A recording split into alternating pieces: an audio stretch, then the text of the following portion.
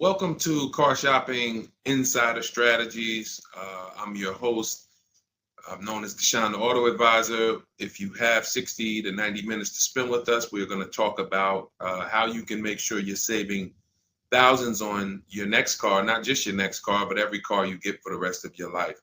I spent 10 years in the auto industry, 5 with Mercedes, 5 with General Motors, and now we do these streams Monday through Thursday. You can catch us at 12 p.m. Eastern time, and you can get your questions answered live. We do rebroadcast this show for those of you who couldn't make it, or if you want to share this with a friend or family, we'll rebroadcast the show throughout the day. But Monday through Thursday, we are live. You can meet us here to get your questions answered. So I welcome everyone. You're going to hear me talk about the sponsor of our show, which is my digital book. It's my new digital book. It's called Cars from Home, 7 Steps to Saving Time, Money, and Avoiding Dealerships. We've gotten hundreds of testimonials and we've gotten lots of reviews on this book. People like you using it to get below market purchases, below market leases, below market new cars, all from home. 99% of your transaction should be from home. That's how you put dealers against each other. That's how you see the whole market. The only reason you should be in a dealership is to test drive your cars, is to have your car appraised if you're going to sell it, and to pick up your car if that dealership doesn't deliver. So we're going to get into some serious Q&A. I see we got a lot of people checking in on TikTok. Good to see you, Cindy, Cowboys, Hoop U 42, EJ Mobile. You guys can feel free to start typing your questions. I have my man Dolan in the background moderating, and he's going to bring in all the questions we get so that we can make sure that everyone gets an answer. All right. So feel free to start typing. We do have a welcome special from my new digital book. It's normally $97, but for 30 minutes, you can get yours for $24. That's 75% off because I want you to have this information and I don't want money to be a barrier to you having this information. So you can get yours for $24. If you get to my TikTok bio, the Instagram bio, the YouTube comments, and the Facebook comments before 30 minutes, you got yours for $24. It's worth $97 and more, but $24 is better. I'd love for you to have that special. So feel free to start typing and we'll get to it. Nigel, Kodak, good to see you. Rob, Enrique, this is our Wednesday, May 7th live show. So for those of you who may want to know, are we actually live? I'm going to be saying the dates on the show just so everyone who is live knows that we are live and they can actually type your questions. So while you guys are typing, I want to tell you about this 7-step system that you want to be operating in. You don't want to be out here winging the car buying process anymore, the car shopping process anymore. This is 7 steps. Whether it doesn't matter whether you're a high mileage driver, bad credit person, good credit person, lease person, purchase person. 7 steps. First step is the most important question. How many years are you keeping your next car? This is the most important question because we need to know how are we going to beat depreciation. Depreciation is what we call the unseen expense. If you buy a car today for $40,000, you don't drive the car one single mile. You don't even drive it. Say you don't need it. You park it outside your house for 1 year. $40,000 car. Come back in a year, what's that car worth? Throw some numbers out there. Your brand new car, $40,000. It could be a used car too. You bought the car, you drop it outside your house, you never touched it. Is that car worth $40,000 1 year later? Didn't drive 1 mile. Didn't drive 1 mile.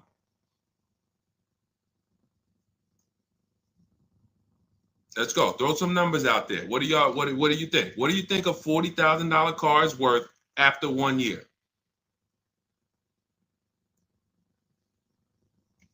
Let's go. All right. Come on. I know people. Let's get. I sometimes listen. I'm going to say this because y'all know I'm a straight shooter. For those of you who are just new here, I have to let you know, most of the people who have a hard time with us getting to the money, literally getting to the money. It's not a matter of the information. The information's proven. We got thousands of people using it. We got thousands of comments. We got hundreds of testimonials. It's the ability to focus. It is the ability to focus. We live in a world where it is very hard for people to focus, and that is where you lose. So I'm letting you know, when you come here to Car Buying Insider Strategies, you have to lock in. If you're going to be here, if not, you're not going to be able to win. You're not going to be able to use what we teach to literally dominate your car buying processes and have total wins, like Milligan, almost $30,000 off an electric car.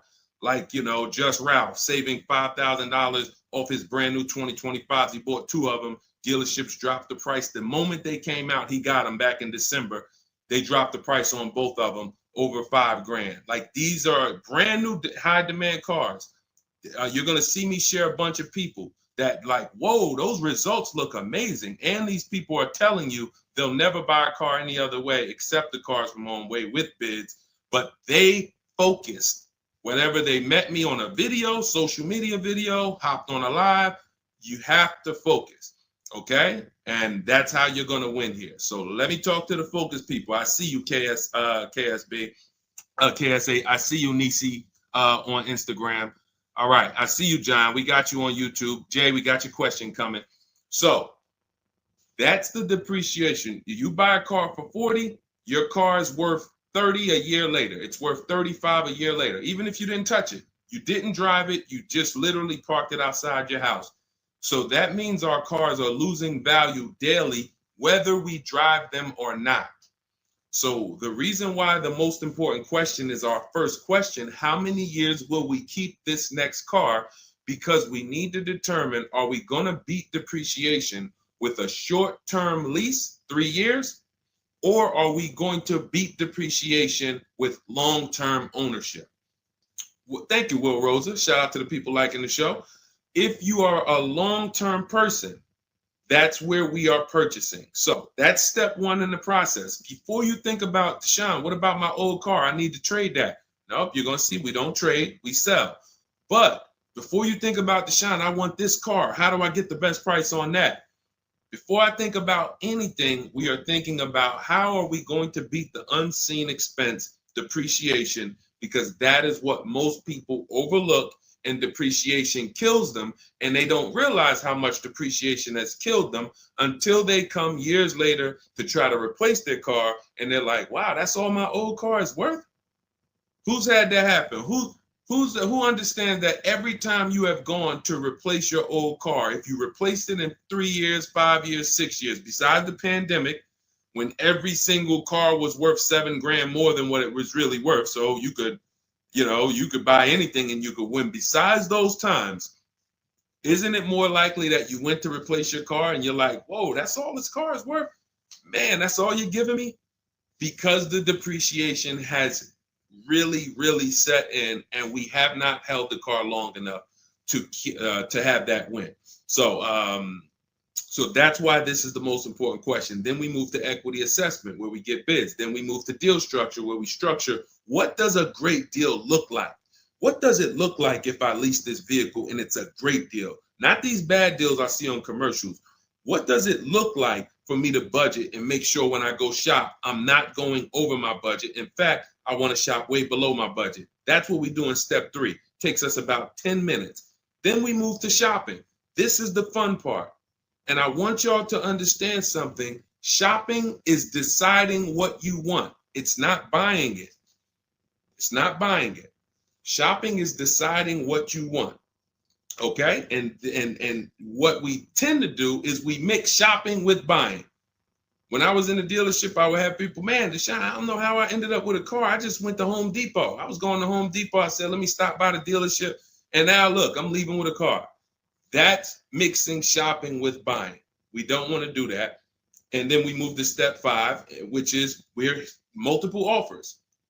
Multiple offers. So you're going to hear as you stay on the stream and as you understand what we do in the Cars from Home process and why people are saving so much money and they're so happy enjoying their process is because of those 2 words, multiple offers. It puts you in control. It puts you in the driver's seat. It makes you feel like you are the prize.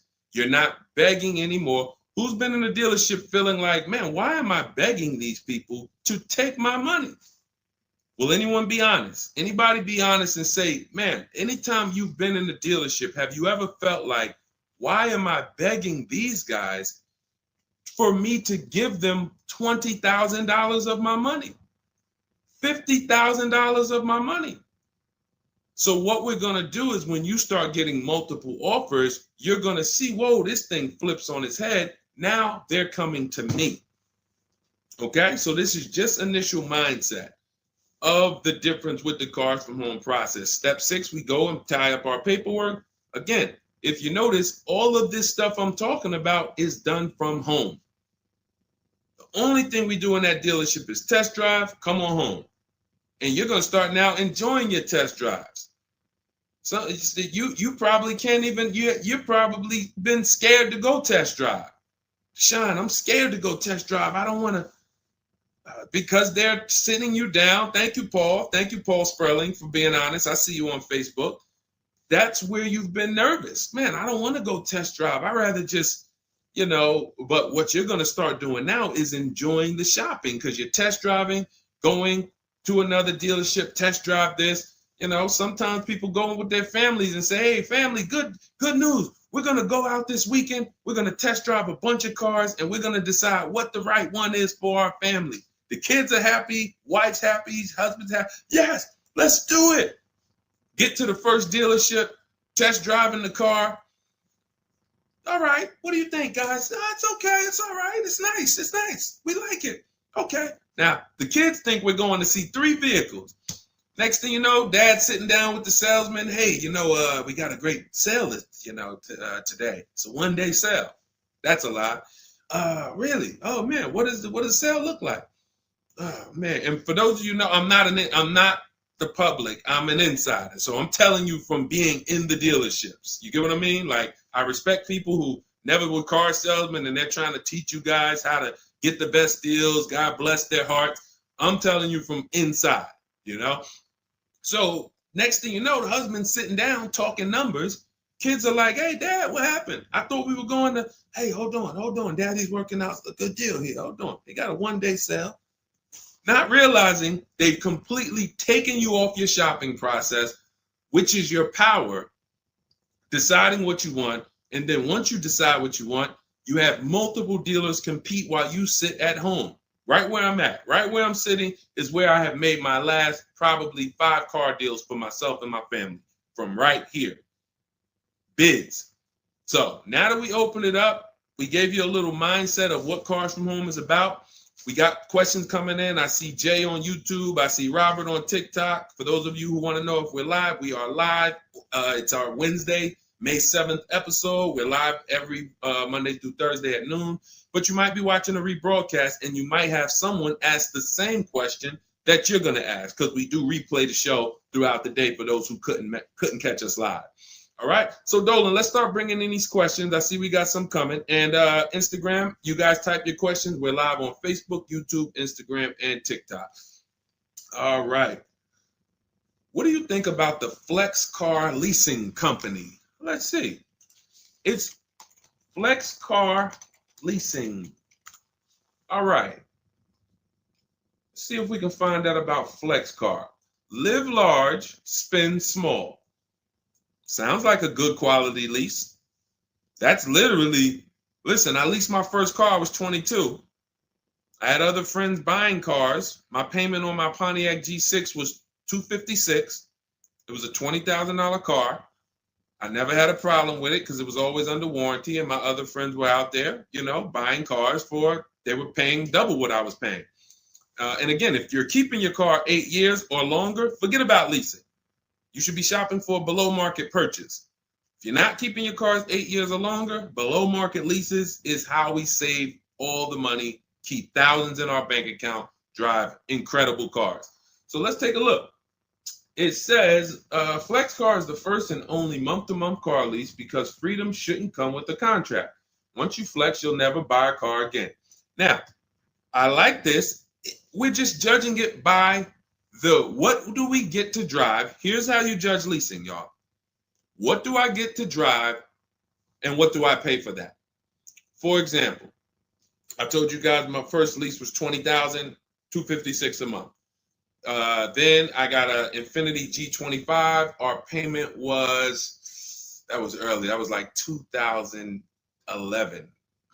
It's like a $35,000 car. I want to say I was like low threes or either high twos. Ridiculous deal on it.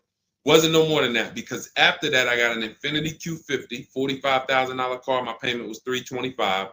After that I got another Q50. I had 3 Q50s in a row. My next payment was $345. My last one was $365. That was all of these are $45,000 cars.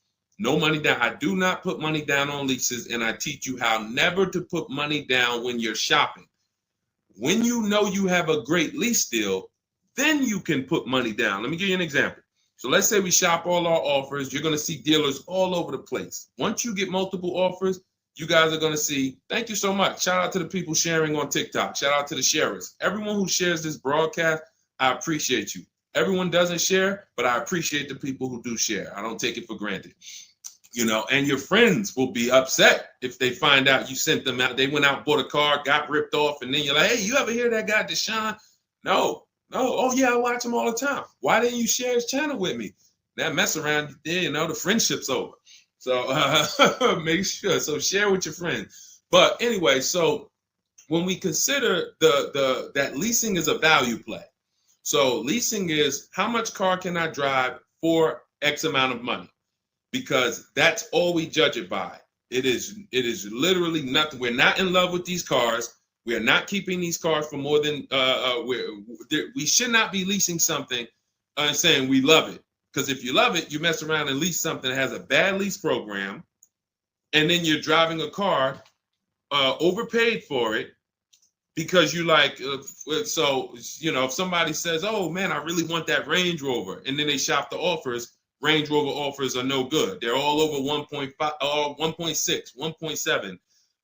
For those of you who don't know, we judge leases by dividing the MSRP, the monthly payment we get, no money down. You divide that monthly payment into the MSRP. So if you have a vehicle that has a $400 payment, you divide that into the MSRP, which is, let's say, $40,000. That's going to be a 1% lease. You multiply it by 100. So divide the monthly payment into the MSRP times 100. That tells us a percentage. So once we get that percentage, we can see, is this a 1% lease? Is this a 1.5% lease? Is this a 1.2% lease? Now, you cannot judge a lease until you've gotten multiple offers because you need to find what we call the 20%. What are the 20%? Anybody know what the 20% is? And we're still talking about this Flex Car leasing program because if we can lease cars through Flex Car and they're 1% leases or 1.1 and 1. If you get to drive these expensive cars, but you're only paying 1%, 1.2%, 1.1%, less than 1% of the MSRP on a monthly payment, you don't have to tie up all your money. You got cars under warranty, no problems. This could be a really good thing. Now, I haven't used Flex Car, but I'm just telling you, if you guys explore them, this is what we are judging because this is how we judge leases. Okay, there's nothing else about it. So you divide your monthly payment. You don't have to worry about taxes. Here's why you don't have to worry about taxes. And here's why you also don't have to. We're just talking about leasing. So let's continue to ask questions about used. I don't know if more people are just interested in leasing. Maybe you guys can help me out. Is it that more people are interested in leasing because we get a lot of questions about it? You know, we have systems for pre-owned cars. Shopping deals with getting below market pre-owned cars, getting below market new cars. saving money with our bank bidding war, making banks and credit unions bid for our interest rates, selling cars to get our equity out, bidding. So we have all types of stuff outside of leasing, but I'm going to answer the questions you guys ask. And if Dolan keeps pulling in the questions and most of them are about leasing, then that's what we're going to talk about. Okay? So so here's the reasons why you never have to worry about what about the taxes and fees and what about the selling price? Do I divide the monthly payment into the selling price or the MSRP? Well, you're going to do it on the MSRP. That's that sticker price. I'm going to show you guys an example here on the screen so you can see. This is a sticker, window sticker, and you can see, Dolan, can you snatch that? Thank you so much, Dolan. The total MSRP right here, that's your MSRP. That is what you're dividing your monthly payment into. Now, the MSRP tells us the value of the car in the market. The MSRP tells us the value of the of the car in the market. It does not tell us what they're selling the car to us for and how much they've discounted it. That's reflected in the monthly payment. So you have a $40,000 MSRP. One person, one dealership, an 80% dealer offers us $600 a month for that. Okay, another dealer, 80% offers us $650 a month for that. No money down. Remember, always shop our lease deals with only first month's payment due at signing. Only first month's payment due at signing. You don't do anything else but first month's payment due at signing. And you tell dealers how you want your lease deals presented to you. You do not let them work you up a random lease deal. Okay? So you get your first month payment and you say, okay, one dealer says $650, $40,000 car. This is an average car.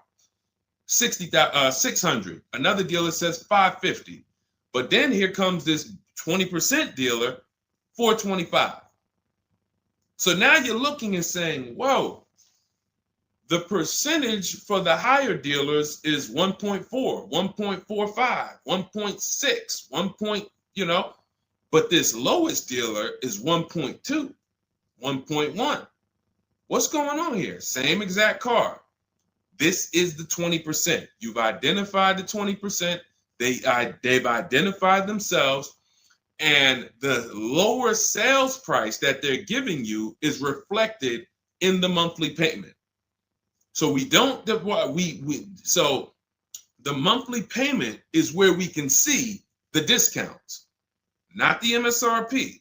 So we divide that monthly payment into the MSRP, gives us that percentage, and we can see those with the lowest offers, lowest percentages have made us the best deal. And we always make sure we tell them, put your taxes and fees into the payment. Okay, now I have templates for this. So everything we do is by email. If you guys want to take this and use it, you want to try calling around, just remember this stuff. For those of you who do not want to remember it, you're like, Deshone, give me the blueprint, give me the step-by-step. We have everything in my digital book, Cars from Home, 7 Steps to Saving Time, Money, and Avoiding Dealership. I wrote the templates out. You just fill them in, blast them out. We show you something we call the 25-to-5 strategy, where you connect with 25 dealers in 20 minutes, and your goal will be to get 5 offers. So as our welcome offer, you can get your copy for 75% off, normally $97. But if you head to my TikTok bio, you won't leave the show, Instagram bio, YouTube comments, or the Facebook comments, you can get yours for $24, which is going to be 75% off. It's a digital book. You'll have it by the end of the stream. Okay? But this is very important. When we're judging lease deals, whether it's through FlexPay, whether it's through an individual dealership, it does not matter. We are judging them based on value. And the lower percentage I'm paying to drive X amount of car, the better value that we're getting. Okay? That makes sense? Type $signs if that makes sense. If anybody needs me to go deeper on that, we can certainly go deeper. Okay? I just had to, there's somebody named Pop. We blocked him on TikTok. He said, talk too much drama to drive a car. He never say that with a house. And if he would, he's totally ignorant. And here's the thing. We have been taught by the auto industry, a multi-billion-dollar industry, that we know as the public takes advantage of people and rips them off. As an industry, not every dealer, but as an industry, they take advantage. They do not get sued. We have people who are driving the same cars, paying $200 more, same exact car. No one is getting lawsuits. You're ripping us off because you've taught us that we should be able to come into the dealership, make a $30,000 transaction on the low side. The average car price is probably 40, 45 grand. They've taught us that they've taught us we should be able to make that decision in 1 hour with no real competition and no real information.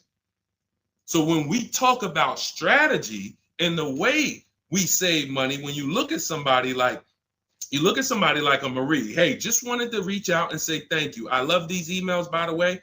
Those of you who have my book, who are using it, please continue to send me these types of emails. Marie said, just wanted to reach out and thank you. Using the guide, I saved over $13,000 off MSRP, got my payment to be hundreds lower per month and maintenance included with no money down. Just wanted to say thank you. 2025 GLC 300 coupe, fully loaded. Now, some of you have this exact same car, or you know someone with it.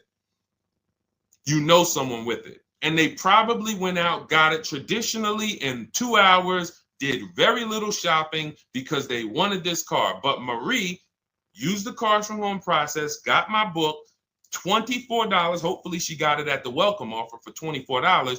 And that $24 investment saved her $13,000 off this new car. $13,000. We are not here on Wednesday, May 7th, to talk about hundreds of dollars. And these are the people who would be warning you guys to say, hey, you better have a process. And if you don't, that's okay. You don't need a process. Just know you're overpaying. And just understand that the car business has mastered sending you down the road in your car and you overpaid and you're smiling. It's a very, very powerful business, multi-billion-dollar machine where you could send hundreds of people down the road smiling and they literally overpay. You just made $5,000 on them, $8,000 on them, $10,000 on them. That, you know, there's a saying in the car business, the happiest customers are the ones you make the most money on. That is a saying. So the happiest customers, the ones that are no, hey, listen, you got to do better, man. Hey, man, I'm still not happy because you still don't feel like you got a good deal. Those are the people that you make the least money on. Still making money on them because they're not comparatively shopping. But the ones who, oh, Joe, you were great. You made this so easy. Go see Joe, everybody. Meanwhile, Joe's making $8,000-$10,000 on you every single time. So appreciate the people who value having a process for the most expensive purchase some of them are going to make. We're not buying homes like we used to. So some people, cars are going to be the most expensive purchase that you make. So I appreciate the people who value how serious that process is. All right, Dolan, let's keep them going. Next question. We got a lot more coming in. Lady V, how are you? What are the major updates for the car buying strategy? Oh, are you in Cars from Home? I announced Lady V, let me know, because it sounds like you're talking about a post I made to our private group. Actually, if you check Leasing Like a Boss, what we just did is we turned our 25 to 5 shopping process, which was you. By the way, guys, this is somebody, we have 2,300 people in our inner circle who use the Cars from Home strategy. They don't like reading, not all of them. They prefer videos and coaching. We have coaching calls first and third Wednesday. We got one this afternoon. But what she's asking, I announced that we were upgrading again our process because we made it even shorter. And guys, we're getting cars in 45 minutes. We're getting lease deals in 45 minutes over a 3-day period, 45, 60 minutes. Literally, we are having people bid in a process that used to take us, even our people who are good. Like you look at somebody like Rosalie. Rosalie, some of you know if you've been on the stream, I continue to celebrate her. She got 3 cars. At once, she had to get 3 cars for her sons. A Nissan Rogue, $36,000, $399 a month, sign and drive. CX-30, $28,000, $339 sign and drive. That's a 1.2% lease. And then Mazda CX-50, $40,000 vehicle, $420. 1% leases, and then one, just killing it. Probably. And then she got $6,700 selling her old leases. She sold 2 leases because in step 2 of our process, we teach you how to sell not just your cars that you own or that you finance. Who didn't know you could sell a lease? Type me. Let me ask this too. Who didn't know you could sell a car that you did not have the title for? It's not paid off yet. Let's ask both. Who didn't know both of those? Because I've seen people in my career that say, listen, Deshone, as soon as I make my last payment, I'm coming to get that. As soon as I get the title. And I'm like, where did you think that you had to wait for the title paid off to? So who didn't know that? So literally, I see you, Nina. Thanks for being honest. Appreciate you. All right. Thank you, yours truly. I appreciate the people who are always willing to be honest, because you're the ones who are going to really, if you can't get the bad news, you are literally not going to be able to get to the good news. Like, you got to realize the people who they have a very tough time is they just think, Deshone, I know way more than you. Even though you've been in this thing since 2006, you got all this experience, you done worked for this, been a finance manager, had your own brokerage. Deshone, I still think that I know this more than you. Very tough time helping them. But other people, you guys can win very simply. So when we look, she's asking, we were getting these cars in roughly an hour and a half, 2 hours from home. Now I'm doing it in about 60 minutes, but I created a quicker process, cut some things out, and we just are uploading new things to our membership page that are going to have people literally popping in over a 3-day period. Morning, 10 minutes, afternoon, 10 minutes, evening, 10 minutes. You do that by your second day, you're going to have 5, 6 offers, 7 offers, and be ready to close the deal. Like that quick. That quick. I'm always about quicker. Deshone, y'all getting cars in an hour and a half from home. Yeah, but can we do it quicker? So that's what we got. So check Leasing Like a Boss, and you'll see some of the new videos already in there. And thank you, Daniel. He said it's worth the price. And it's in the book. So very important to understand. Everything we're talking about, guys, you can get it for $24. If you get to the book before the 30-minute welcome offer expires. This is the same system. Some people just like videos and coaching in our community, 1,600 people in it. They want to be in that. Like, let's do this together. Let me ask more questions. We can't answer questions for people who have the book. Unless you pop on a live and you catch me here. So thanks, Lady V. But yes, check out the membership page and you'll see all of the new videos in day 5 for the 25 to 5 strategy. It just got quicker. All right, go ahead, Dolan. Pull the next one up. All right. And every time y'all hear something that you like, can you continue to run up these likes on TikTok? Appreciate it. I see we're about 300 now. But if y'all can continue to run those likes up, it means a lot. It lets TikTok know, hey, they're talking some serious stuff over here. Let's bring some more people over here so more people can benefit. My man Paul Sperling on Facebook. How are you? Are there dealerships that won't allow you to lease unless you use their financing and not use your own credit union? This is a great question. Wanted to know if it was true because Genesis salesman told me that. Great question. So Paul, with a lease, we must use the dealer's bank or the manufacturer's bank. It's not like a finance where we can go and we can get our own financing.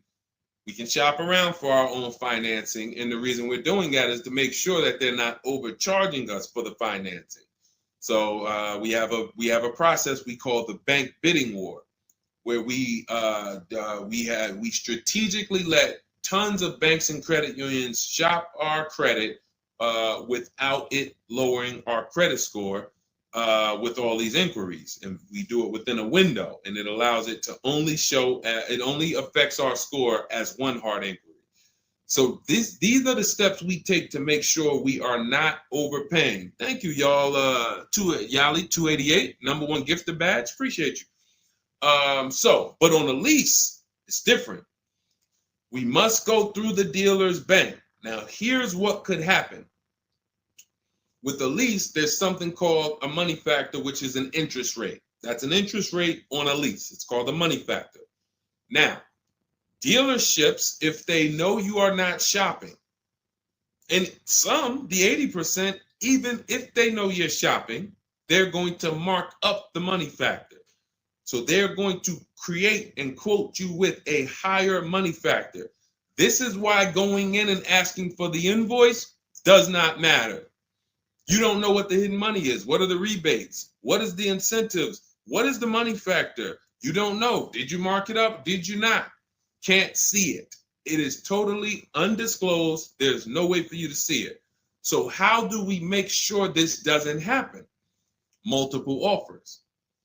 Because when we know you're shopping now, and again, you're going to see as you guys get multiple offers, sometimes it's not going to matter. You're still going to see offers that are extremely high. And you're like, these guys are still quoting us high, even though they know we're shopping. Correct. Because this is what they sell their cars for. And they will sell this car to someone else for the higher price who does not have strategies before they discount it to sell it to you. They would much rather say, Mr. Customer, that's my best deal. I'm sorry if it's not in your budget, but that is my best deal. They're not lying because they're going to sell that car to someone else who does not have strategy, who will gladly pay it. But once you begin to shop around, you're going to see, like I have a market report up. Can you snatch that question down for 1 second, Dolan? There's a market report up here on the screen for an Infiniti QX60 Lux. It's a $61,000 vehicle. Now we can see so far, and this was literally when we got 4 offers. Now what you're going to be getting is at least 5 to 7, and then you make your decision. Only vehicles that are very scarce, you're going to see less than 4 offers or less than 5 offers. And then at which point we usually make a decision on, do we want this vehicle or do we want to hold off and maybe check back next month, because we need competition.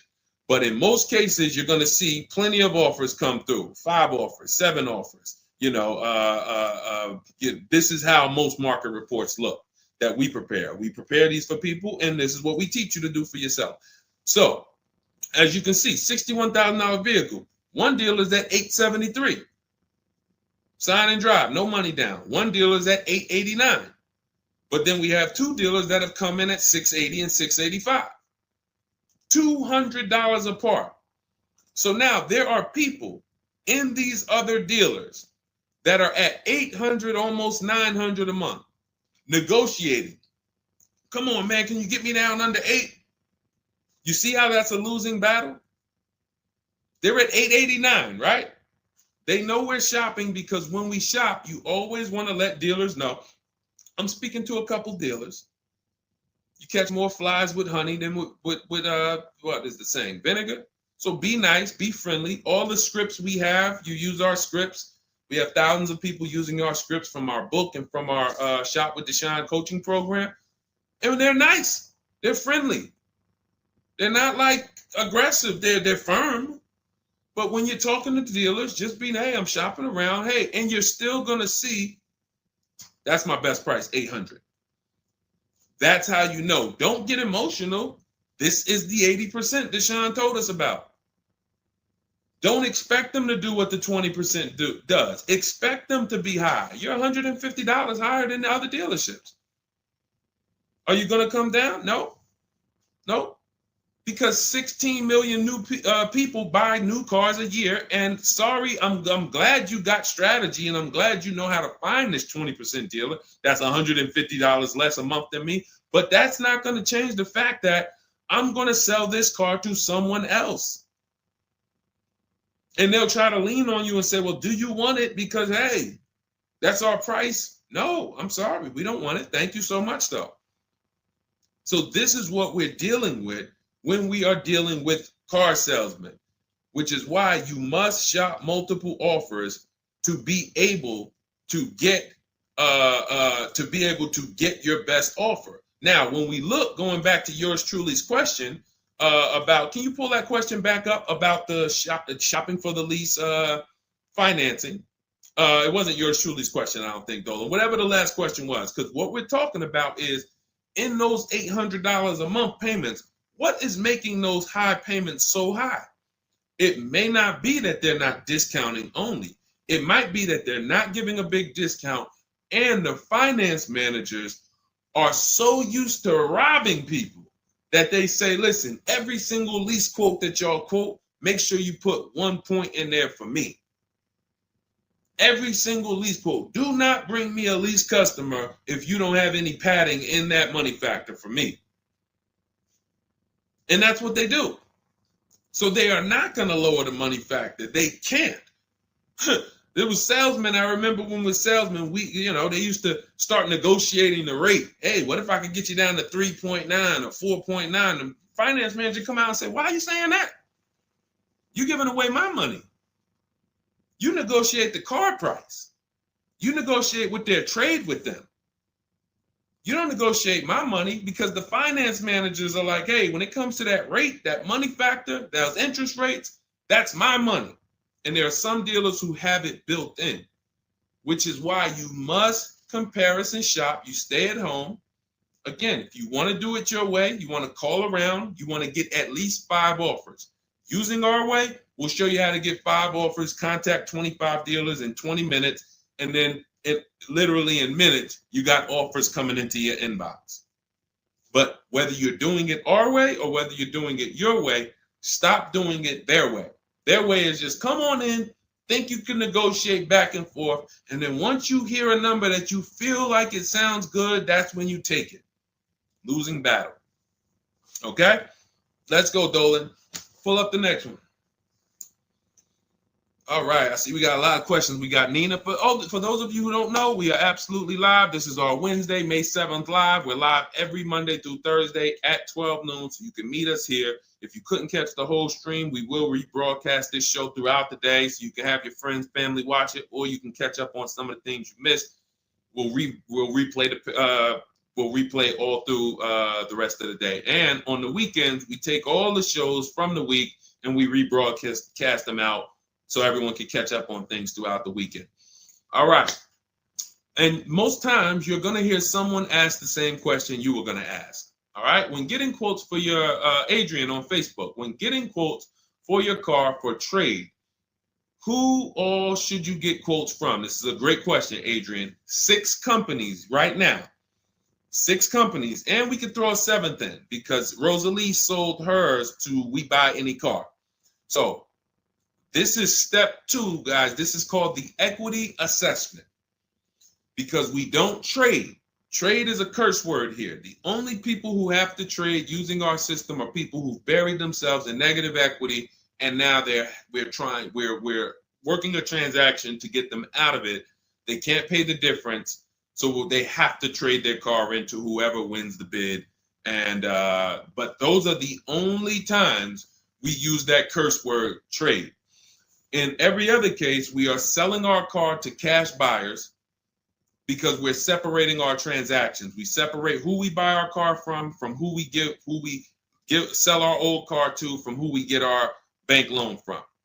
Some of you, and be honest, have you given the dealership your trade-in, got a loan from them, and got a car from them?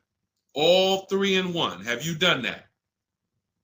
I bought a car from a dealership, got my loan from them, and I gave them my old car. 3 transactions in 1. Impossible to have 1 there. Again, take the bad news first so that we can get you to the good news. You cannot win giving a dealership 3 transactions in 1. Okay? Each one of these should be bid out while you're at home so that you know I've maximized everything. Okay? So 6 companies we're getting bids from: CarMax, Carvana, Driveway, Kelly's Blue Book, but not the regular Kelly's Blue Book, Instant Cash Offer. Kelly's Blue Book Instant Cash Offer, where they connect you with a local dealership that gives you a cash offer. Auto Nation, cash offer. Car Gurus, cash offer. All three of them connect you with a local dealership to get a cash offer.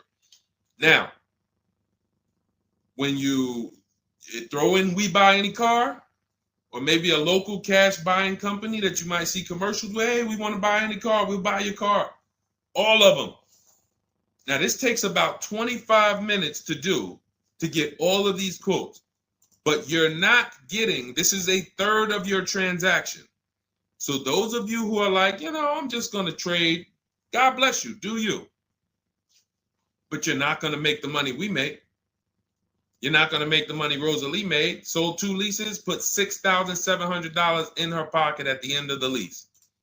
And what many of you, do I still have Melissa's See, Melissa, many of you who are going to learn that you have not been a long-term person and you have been buying your cars, you're going to get your bids, and then you're going to put a ton of money in your bank account because you're going to lease with no money down. And once you lease with no money down, I don't think I have it up. I think it was from last year. And because we're just showing all 2025s and 20. Yeah, that's all we're showing right now is, recent people, But some of these, Dolan, I'm going to go back and grab because some of them were unique in that when you see you've been somebody who's been taking loans out and you're like, Deshone, every time I buy a car, I take loans out 5-6 years. I go trade the car in after like 4 years, or maybe I pay them off and then I go and trade them in. And I always end up really not getting nothing. I got high payments every time. And then whatever my old car is worth, I use it for a down payment for the new car. I don't really see where that money goes. So this is a repetitive cycle. What you're going to do is actually get your cash bids, realize, all right, I've been breaking the 8-year rule. The 8-year rule says if you're not buying your next car to keep at least 8 years, you should be getting a below market lease. That's what you should be shopping for. That's going to save you thousands upon thousands of dollars more, and you're going to drive better vehicles. If you're keeping your car more than 8 years, then you should be shopping for a below market purchase, new or used, based on your budget and your values.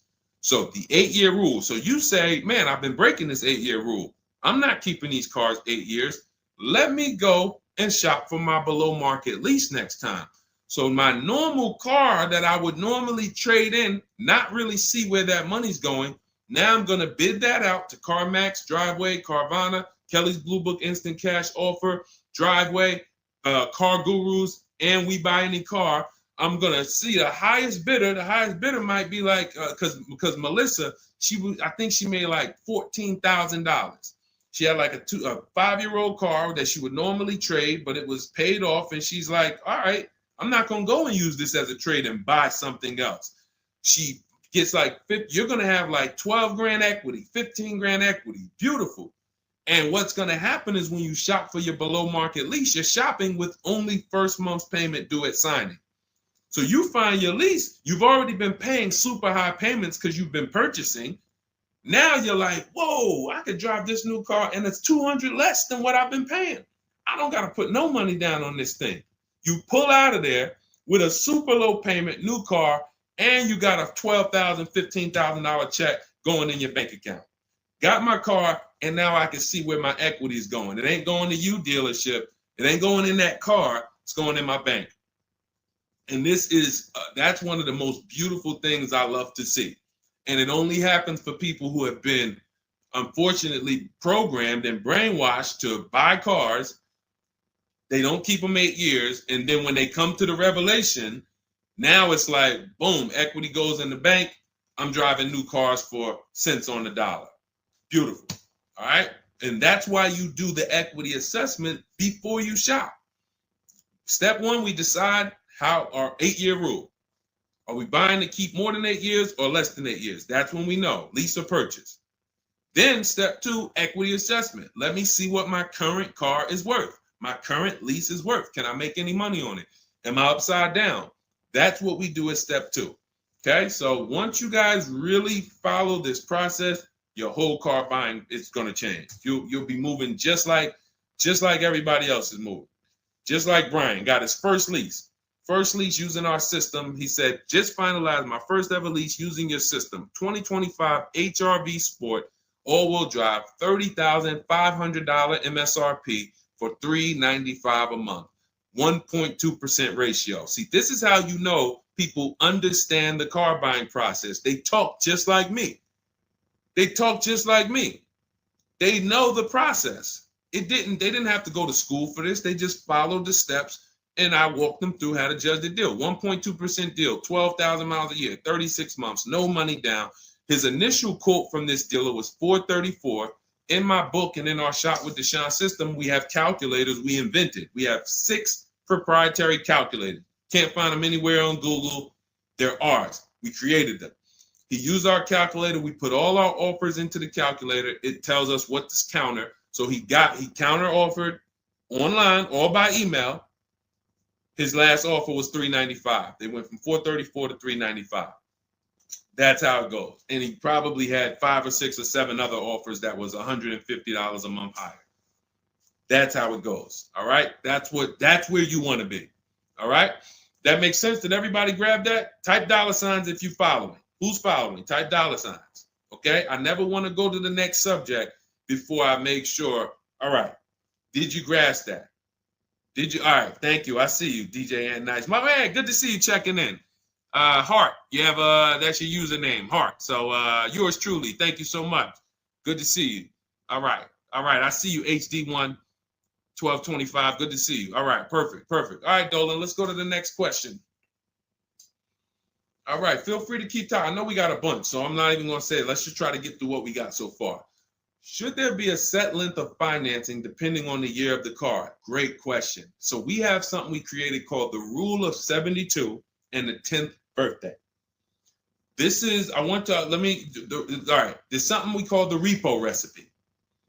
So when I was in Mercedes, this happened more often with Mercedes. People, 4 expenses that we need to take into account when we're financing a car. 4 expenses. The cost to acquire the car, and most people are taking a loan. So it's the cost to acquire.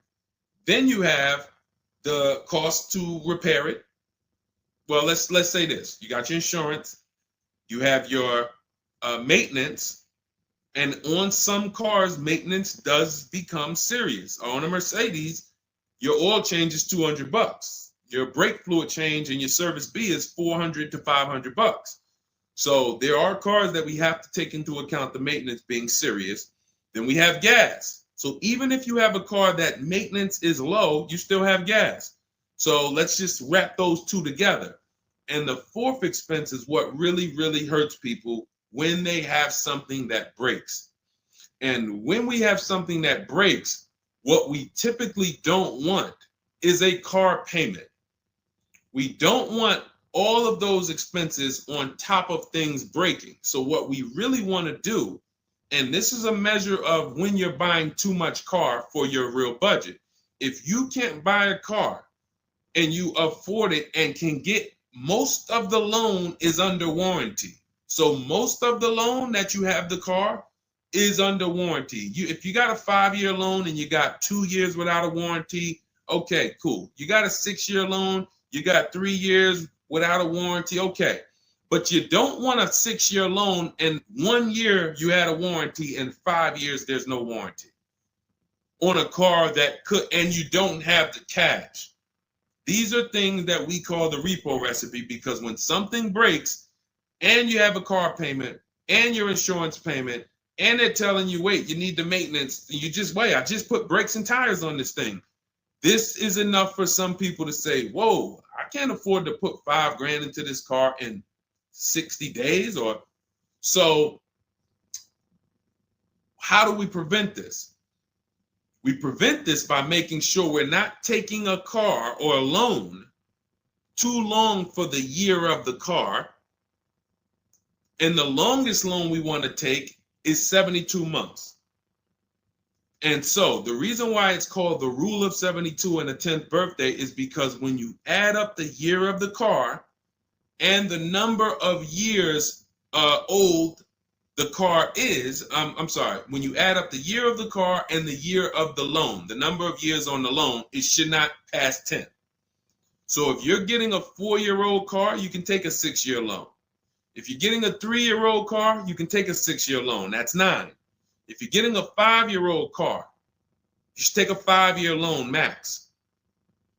If you're getting a 6-year-old car, you should take a 4-year loan max. Now, why is this a test of affordability? Because some of you are saying, whoa, but I can't get the car that I really want at that number. Then that means you can't afford the car that you really want. Again, it doesn't mean you can't break that rule, but it does mean that you're going to have a loan on a car that's older than 10 years. This is risky. So it's nothing wrong. The reason we create these boundaries, so at least when you cross them, you know you're crossing them. So if something happens, you're not surprised. You're not like, whoa, how did this happen? Well, I took a little risk. I took 1 year longer. Then, the car's 11 years old. I still got a loan on it. Stuff goes wrong. I'm out there. I got more exposure. But if we use that as a gauge of affordability and say, you know what, if I can't afford a 6-year loan on this car, then I can't afford the car. If they're telling me I got to take 7 years, that's why we cap both. We cap the number of years you should take at 72, absolute longest. And some of you know we default to a 5-year loan when we're shopping.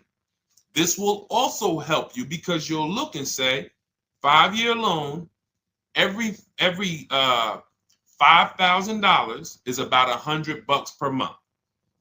So as you're shopping and you're looking at cars, you should be saying to yourself, all right, $20,000, that's about a $400 payment. All right. And that's if I put no money down. You got your taxes and fees. Maybe I'll take care of the taxes and fees, but that $20,000 car is going to cost me about $400 a month, 5 years. $80,000 car, you're looking at, divide that by 5,000. That's $1,600 a month for 5 years. Doesn't matter how high you go. But when you don't have these rules and you go in, here's what tends to happen. You look at cars that are way more expensive than you could afford, and you say, hey, can you get me to this payment?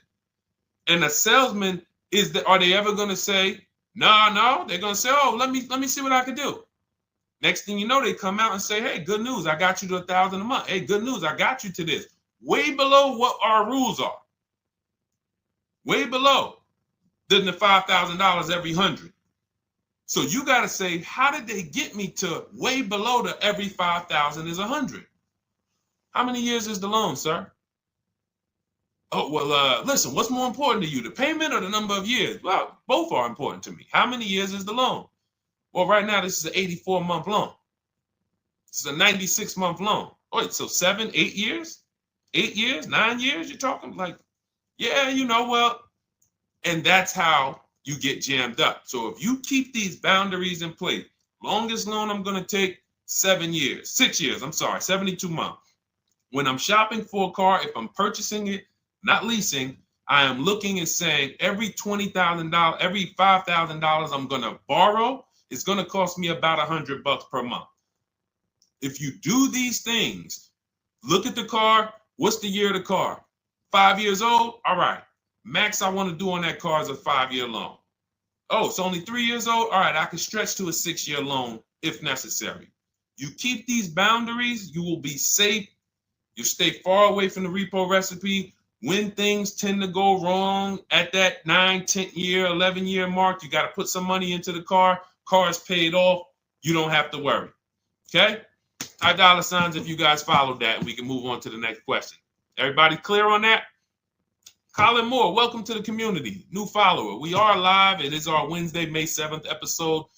You may be watching us live at noon, or you might be watching a rebroadcast. We rebroadcast the show throughout the day until our next show tomorrow, which is at noon. Monday through Thursday, we're live at noon. You can please tell your friends who are shopping for cars, meet us here.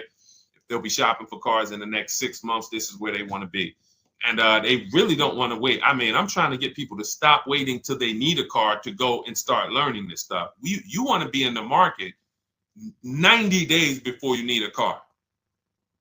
We've been programmed again to wait until, and it's probably the anxiety. I put it off to the very end. We've just been programmed to wait until the very end, and then we go in and now we have desperate vibes. We're like, oh, I got to take anything I can get. We really want to be strategizing our car purchase early in the market, able to say no to offers very early. This is power, where you can say no. You can email. We have dates that we give the dealerships of, hey, this is when I can buy a car. I could buy it today, but I don't need it for 2 months, 3 months. That really puts us in a position of power, because everyone they're dealing with is desperate, walking in saying, I need a car today. Oh, I hear these cars are hard to get. All of this wrong, desperate energy that's going to make them pay more. That's what they want to sell. We come with, no, we can make a deal today, but we don't have to make a deal today. And when we come like that, it really positions us to, next month, the car salesman will be like, man, I ain't sold a car in 4 days. Oh man, let me call Kevin Gilder. Hey, Mr. Gilder, are you still in the market? Yeah, I'm still here. I told you I got until I got a couple months. Oh, cool, man. Listen, I think I could get that offer you made last month. We couldn't do it last month, but we were super busy. Everybody was in here, man. We charging them all of this money, but right now we're pretty desperate, and I would like to take your offer to my manager. Sure, definitely. That's obviously not what they say, but that's what they're thinking. So you want to be positioned for that. If you shop every single time in an emergency, you're not going to be able to be positioned for that. Okay? We don't want to be in the habit of emergency shopping. Not here. Once you have this way, you'll be like, oh, man, I could get in the market early. All right. Go ahead, Dolan. Oh, for those of you who are like, Deshone, there's no way I'm going to remember all of this stuff. Can you give me the whole blueprint? Write it out step by step. That's my new digital book, Cars from Home, 7 Steps to Saving Time, Money, and Avoiding Dealerships.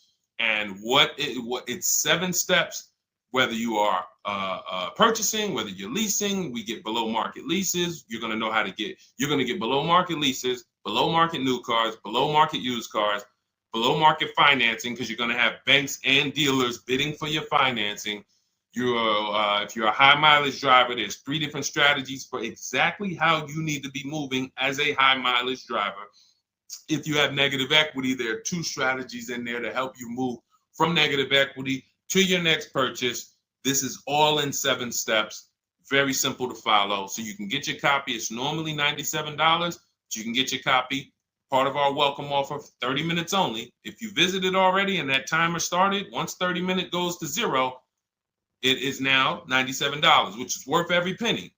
But I'd rather you get the welcome offer. So go grab it. TikTok bio, Instagram bio, Facebook comments, YouTube comments. Click those links. Go grab your book and come on back to the stream. Make sure after you get the book, you screenshot the thank you page, because it has my support team's email. Sometimes you're typing fast, type your email wrong. You don't see that book in 10 minutes. Just send an email to my support team. They'll get you your book right away. All right, go grab it before the 30 minutes is up. Go ahead, Dolan, shoot the next one. You don't want to have your own financing all the time, pure knowledge. Sometimes dealers have 12, 13 banks sometimes. Sometimes they can beat what you get on the outside. The key is creating a competition. Thinking about a 2025 Land Cruiser for $62,000, $5K down, any advice? How do we know that's a good deal? How do we know that's a good deal, everyone? Now, mind you, that's how a lot of people approach the car purchase. I'm thinking of this car. All right, I'm looking for, I got 10 grand down. What we haven't, so here's what you discussed in this statement. I'm going to read this question again, and you're going to see 2 pillars that unfortunately we're combining. Thinking about a 2025 Land Cruiser. So now in my mind, for 62K. Now, this is a new car. With our new car system, we use the bidding. Thank you so much, Daniel. See, Daniel knows. I think, Daniel, you have our book, Bidding the Market. So that's where we're missing everything. So now we're looking at the new car, which means what our process is, we're connecting with 25 dealers to get bids. If you said, Deshone, I called around, spoke to several Toyota dealerships, and the best dealer that I found who's going to offer me a car is going to give me $8,000 off. But I got 5 offers. I got 7 offers. Some people said they're not going to do any discount. Some people had $3,000 in fake fees and dealer adjustments. Some people had protection plans and they took off a little money, took off $5,000, but they had all of these fake fees. So it's really not even like they took off $5,000. But one dealer didn't have the fake fees and he discounted $8,000. Boom. That's a bid. You did it manually. Didn't do it our way. That's just fine. But that is allowing you to have the peace of mind that I'm getting a great price on the Toyota Land Cruiser. Separately now, we're moving to our financing because you said $5,000 down. Therefore, you're getting a loan. So we would now have banks and credit unions bid to now submit offers to you within a 24-hour period. You have all these banks, credit unions online bid for the loan. Get the best interest rate. We give the dealer a chance to see can they beat it. In which case we bid out the loan, we bid out the car purchase, and now and watch this. I'm home doing that before you even get home from your dealership. One visit, you're in the dealership 3 hours. I'm popping into my email minutes at a time, 15 minutes. I'm hopping on. I'm getting banks to bid in an hour. Everyone's bidding. Boom, boom. I'm getting dealerships to bid. You're still at the dealership. You're just meeting the salesman. You're still wondering, do they have a black one? Hey, he said he had a black one. He was going to pull it up. All right. He comes back with silver. Oh, you don't have black? Oh, no. Well, listen, somebody's trying to dig it up in the back. We're going to see. Why don't you drive this one and then maybe we'll see. Okay, listen, I'm here. Cars from home people, we here moving. We already gotten offers coming in. You still waiting for a test drive. This is how we move. So not only is our process and the way we shop the key to getting all these offers, like again, you look at somebody like this was crazy. Val Boss lady, $51,000 vehicle, zero maintenance, zero time. Look. She got a 1.1% lease on that. Let's look at where's Sean? My man Sean, because Sean was actually one of the $72,000 vehicle. He saved with the rebate and with the dealer discount. He saved $21,000 off of it. $21,000 off of it. He's sitting here chilling at home. Dealers, I'll take off 3,000. I'll take off 5. I'll take off 10. Oh, I'll take off 20. Whoa. So it's not only is it the money that we save, it's an easier, more fun process. So that's what you need to do. Like, step out of that old way. Understand that I need to get multiple offers for the Toyota, and I need to get multiple offers for my financing, and I do that right here from home, where nobody could come into my house and say, hey, yo, get into the dealer here. What are you doing there trying to shop from home? We see you. You're not going to break our programming on you. You better get up right now and walk into this dealership so we can charge you more. Who's going to do that? While you in your living room, while you at work? Dealers bidding while you at work. Never been to a dealership. It's freedom.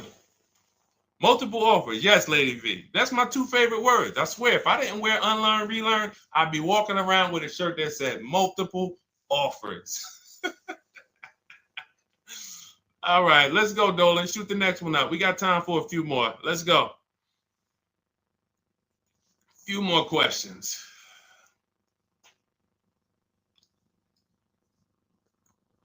Atiba on Facebook.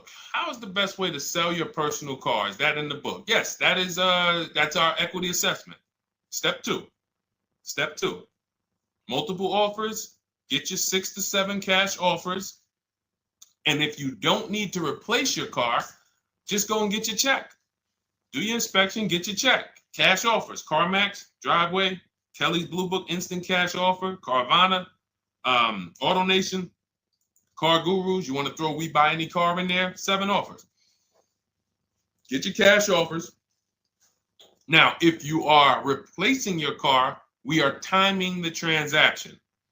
What that looks like is we get our bids for our old car, our current car, or our lease. We assess what our equity is, and then we go shop for the new car. And once we find the best offer for the new car, we then go in. We'll give the dealer a chance to match it, but they usually can't. Hey, I'm selling my car to We Buy Any Car. You know, they're giving me this. Can you beat it? No, that sounds crazy. I can't beat that, because they're not going to win 2 bids. They're not going to beat all of the new car dealers or the used car dealers to sell you a car. And then they can also beat all the used car cash buyers to buy your old car. They'll be out of business. So you go pick up your new car, drop off your old car, or go drop off your old car, get your check, drive over, pick up your new car. Maximize both transactions. It's a beautiful thing. That is the way it's done with us most of the time. Very rarely is the dealer we're picking up our car from the same one who's buying our old car. Very rarely. But yes, absolutely, that's in the book. All right, let's keep it going. Dolan, next one.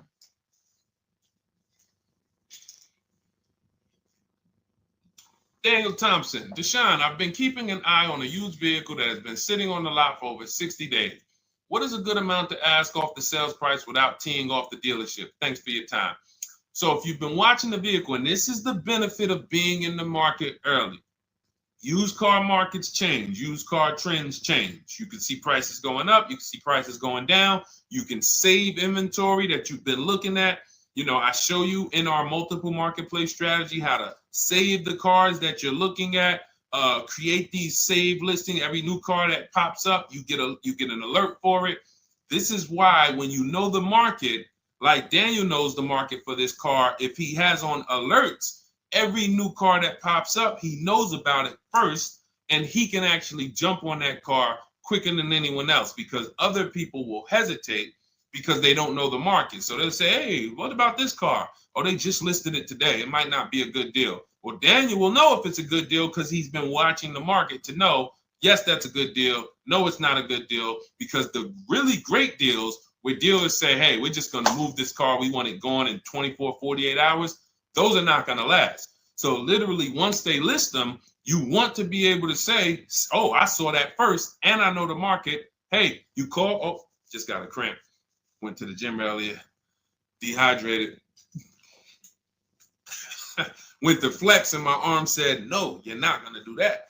So, but once you know the market, you literally can jump on things fast. Now, in the case of also watching the market, in this case, we see a vehicle that's sitting. As long as we verified there's no bogus fees on it, only fees on a car we're purchasing, used car or new, should be tax, documentation, and motor vehicles.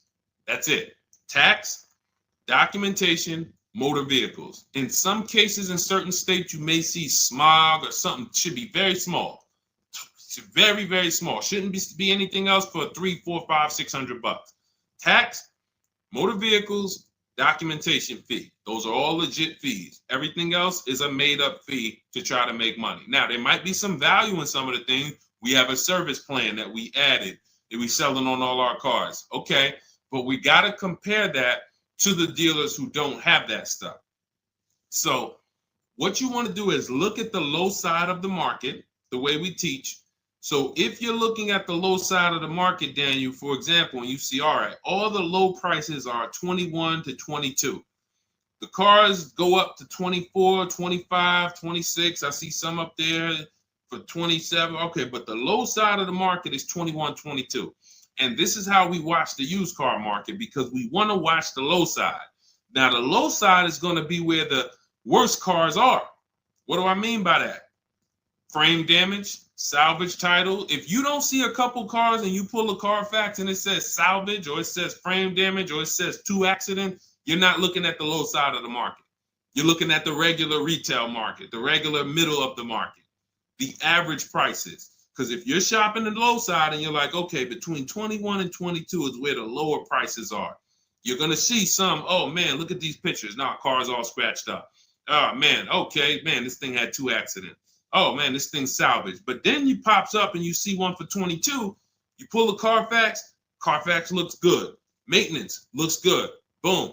Oh, now you know. So Daniel, if you know the low side of the market, now you're trying to see maybe this car has been there. It's $2,000 more than the low side of the market, but maybe they're getting desperate. So you make an offer that's right where the low side of the market is. So let's say the low side of the market is 21, 22. This car is listed for 24, but you know this thing been there for 2 months. You make an offer of 21. They might say, hey, listen, no way we can do that. Most we can do is 22. In which case, you won. That's why you want to know where the low side of the market is. Because if they accept the offer and then your offer was too high, then you regret it. So if it's 24, it's been sitting there, you offer them 23, 22.5, they say, yes, we'll take it. Then it's like, man, was that the low side of the market? No, the low side of the market was 21 to 22. So let me offer 21, see if they'll bite. And if I land at 22, then I'm happy anyway. If I offer 21 and they say, look, no way we could do that. We could do 22.5. That's the lowest. We could blow this car out and you won anyway. This is why knowing the market, this is all we teach. Whether you're in Shop with Deshone or a video checklist, or whether and watch this. The thing about our process is every time you use it, it gets quicker. So the longest it's ever going to take you to get a car using Cars from Home is the first deal. Second time you coming through and you're like, okay, I know what to do now. I know where to go now. Yeah, I remember this from my last time. I remember this. That's why Rosalie got her QX60 last year. And then she got 3 cars at once because she's like, I got mine. Now I just got to rinse and repeat 3 times for my sons. So that's what you need. That's where you base your offer on those things, Daniel. All right. Great job. All right. All right. It's Go ahead, Dolan threw up one more. All right, I'm trying to see. I'm looking at time, and I'm like, all right, let's go. All right, is it true that finance bank will require a certain amount down to get you approved? Absolutely not. Absolutely not. You can do no money down financing. Here's what's happening if anyone's requiring money down for finance. It could be based on your credit, but more often than that, it's based on how much you're trying to borrow relative to the price of the car. So let's say a car is $25,000. Now, this is how the ability to shop affects your deal in the long run. Because if you overpay, the bank is not going to tell you. It's not their job to say, yo, you're overpaying for this car. But here's what happens. Let's say a car that is a good deal would come in around $25,000. Good deal, good value. Now, you don't know what you're doing. You go in, you pay, you get a car, you're like, okay, man, I'm looking at this car, man, it's about $28,000. It's about $28,000. I love it. It's a nice car. Now, you're not looking at the market to see what the low side of the market is. You go in, and you could do this with a new car too. Tons of people did this during the pandemic. Went in, paid over sticker, 5-10 grand. Normally, the bank would not have approved those. But the banks were in cahoots with the dealerships because there's something called a loan to value ratio, which is why the banks are getting hurt right now because they approved deals on cars that they knew were worth 35, but they were approving loans for 50 because dealers decided we want to sell this $35,000 car for $42,000. So once our client needs the loan with everything and, they might have a little negative equity, we need y'all to loan them $50,000. On a $35,000 car, and the banks did it, which is why they're falling apart right now, and they're going to continue to collapse. So when you look and say, whoa, if that's the case, how does the bank protect themselves? It should be loan to value ratios, which means this car that you're telling us you bought it for 28, your taxes and everything are, let's say they slapped on some fake fees on you and you're up there like, all right, man, I thought the car was 28. But when it's all said and done, I paid like 34 for it. Now you leave with that car for 34. The bank looks and says, well, you're trying to get it for 34. The bank looks and says, whoa, the book value on this car is only 23. So actual cash value might be, we could lend, the actual cash value is like 23. We could lend 25. I could see if somebody bought it for 25. We could lend that because they'll usually give you 20% above what the actual car's value is. So we'll lend on a $25,000 car, we'll lend you $32,000. You're asking for 34. That means you've overpaid by so much, the bank can't approve it unless you get them to the loan to value ratios where they're comfortable. So they're going to say, you got to put down 2,500. You got to get to, you can't borrow no more than 32,000 on this car. You need to come up with 2,500, come up with 2,000. So whenever a dealership's coming to you and say, hey, listen, the bank needs you to come up with this, they're overcharging you. And you're about to take a deal being overcharged because you're overpaying for the car and the bank is saying, we're not taking on all of that risk. That person needs to put some more money down because I know y'all trying to sell them this $23,000, $24,000 car for 33, but we ain't going to help you do that no more. Now, this also happens with negative equity. People trying to move 5-10 grand negative equity over to their new car. And now it's like, oh, wait, the bank's saying you got to put money down. Same reason. So it's two cases, lots of negative equity, or you're overpaying, or both. But that's a signal. All right. Again, that's why we bid out transactions. When you get multiple offers on the car you're buying and multiple offers on the car you're selling that you have negative equity on, you can see, no, y'all not pulling wool over my eyes because I know the market. All right. And all of this is done from home. That is why our system and our teaching, our philosophy, our company is called Cars from Home. That should ground you in the fact that everything we're talking about, 99% of it is done from home. 99% in minutes, not hours, minutes. All right. So if you guys want your blueprint, if you're like, hey, Deshone, listen, great stream. I enjoyed it, learned a lot. No way I'm going to remember all of this. Can I get the whole blueprint step by step? That is my digital book, Cars from Home. This is specifically for people who are like, I don't like car shopping. I'm not going to know all of this stuff. I want to enjoy my car shopping process. I'm tired of having buyer's remorse. I'm tired of leaving the dealership hoping I won, wishing, I don't want to talk about my numbers. Don't even ask me what I'm paying. Don't ask me what I paid. Don't ask me like that. You can see people from our school, look, they're already always posting their numbers. They never post without posting their numbers because they're confident in them. $50,000 car for Ken, $585 a month, no money down.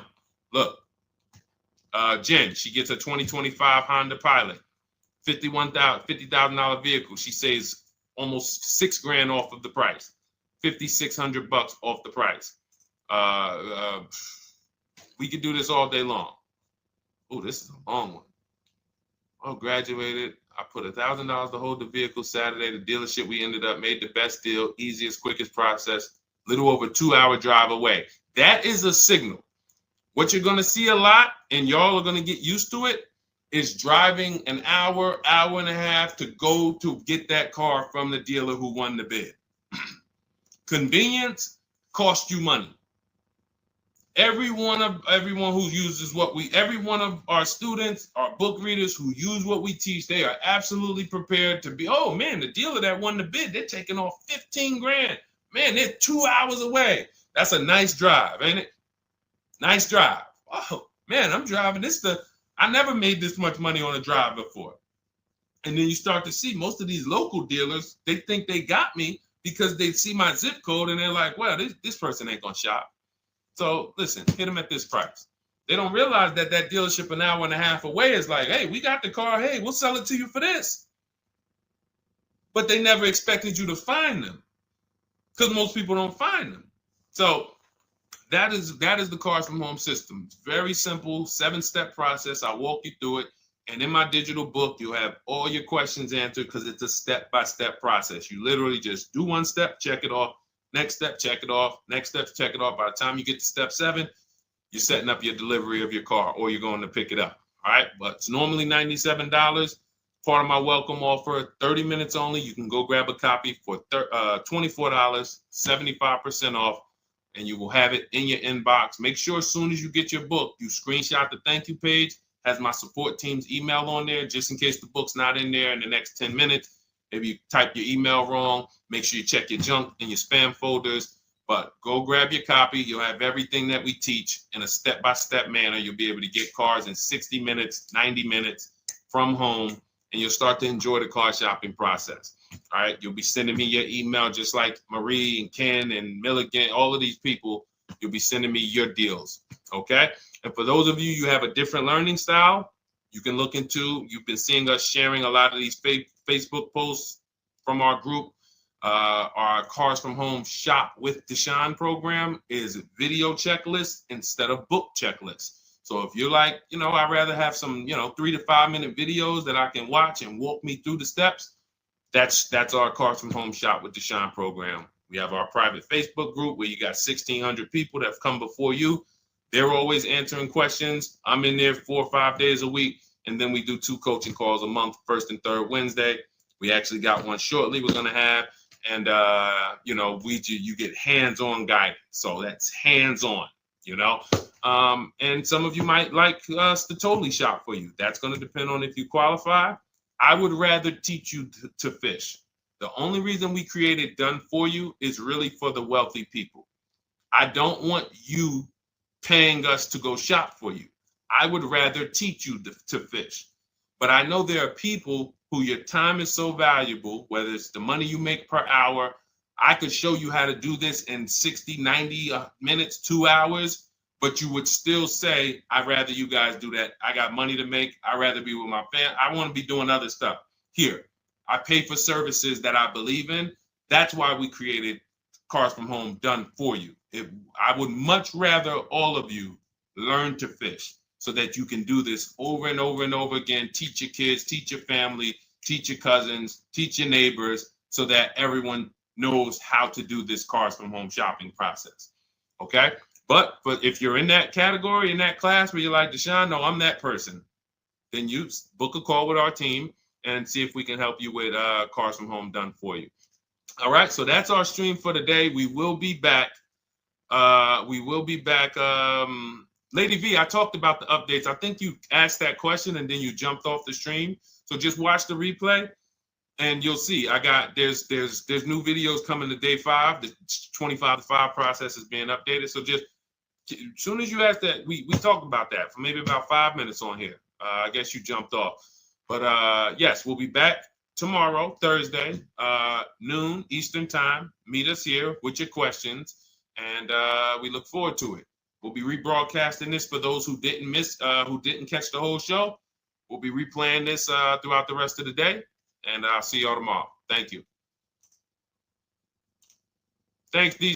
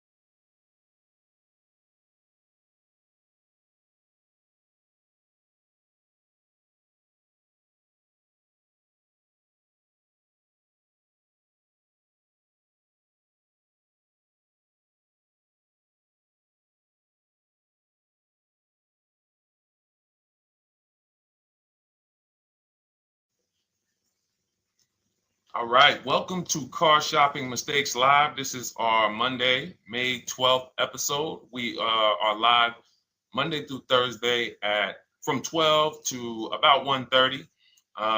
My name is Deshone. I'm known as Deshone the Auto Advisor. And what I do is make sure that people like you never overpay for cars. That's what we've been doing for the last 4 years online. And I spent over 14 years in the auto industry.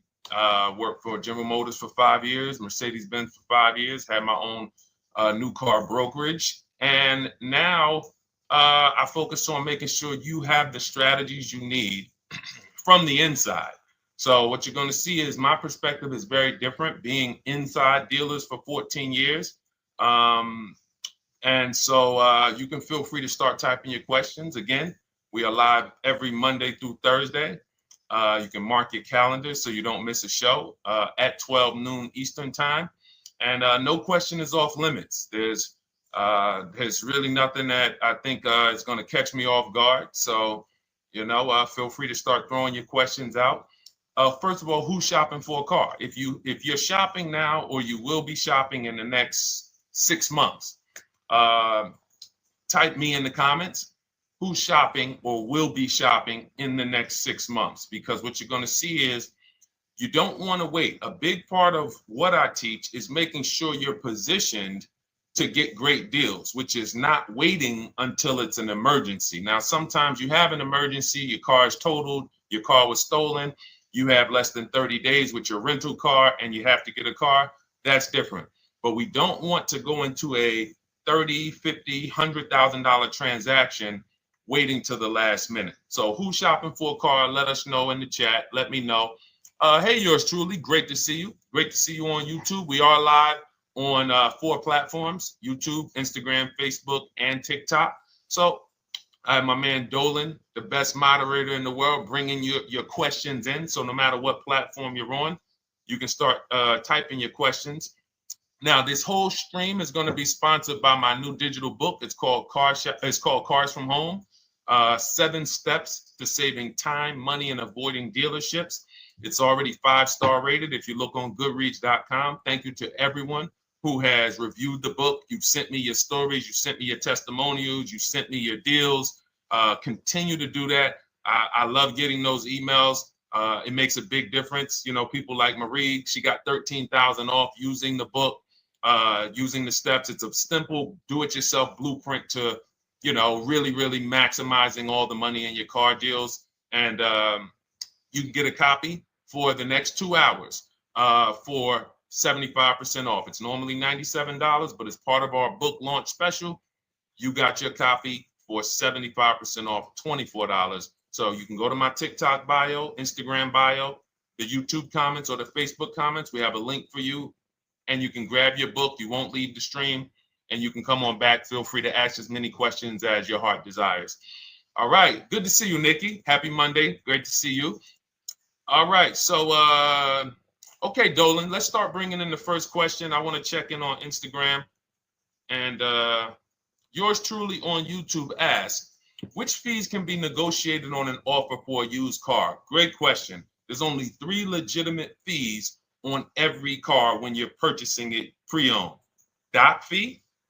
Some people, you'll hear people say, "Oh, doc fees are made up fee." It's a legitimate fee. In fact, when you look on the purchase order, which is that long form after you get your car, you'll see it's oftentimes it's printed on there.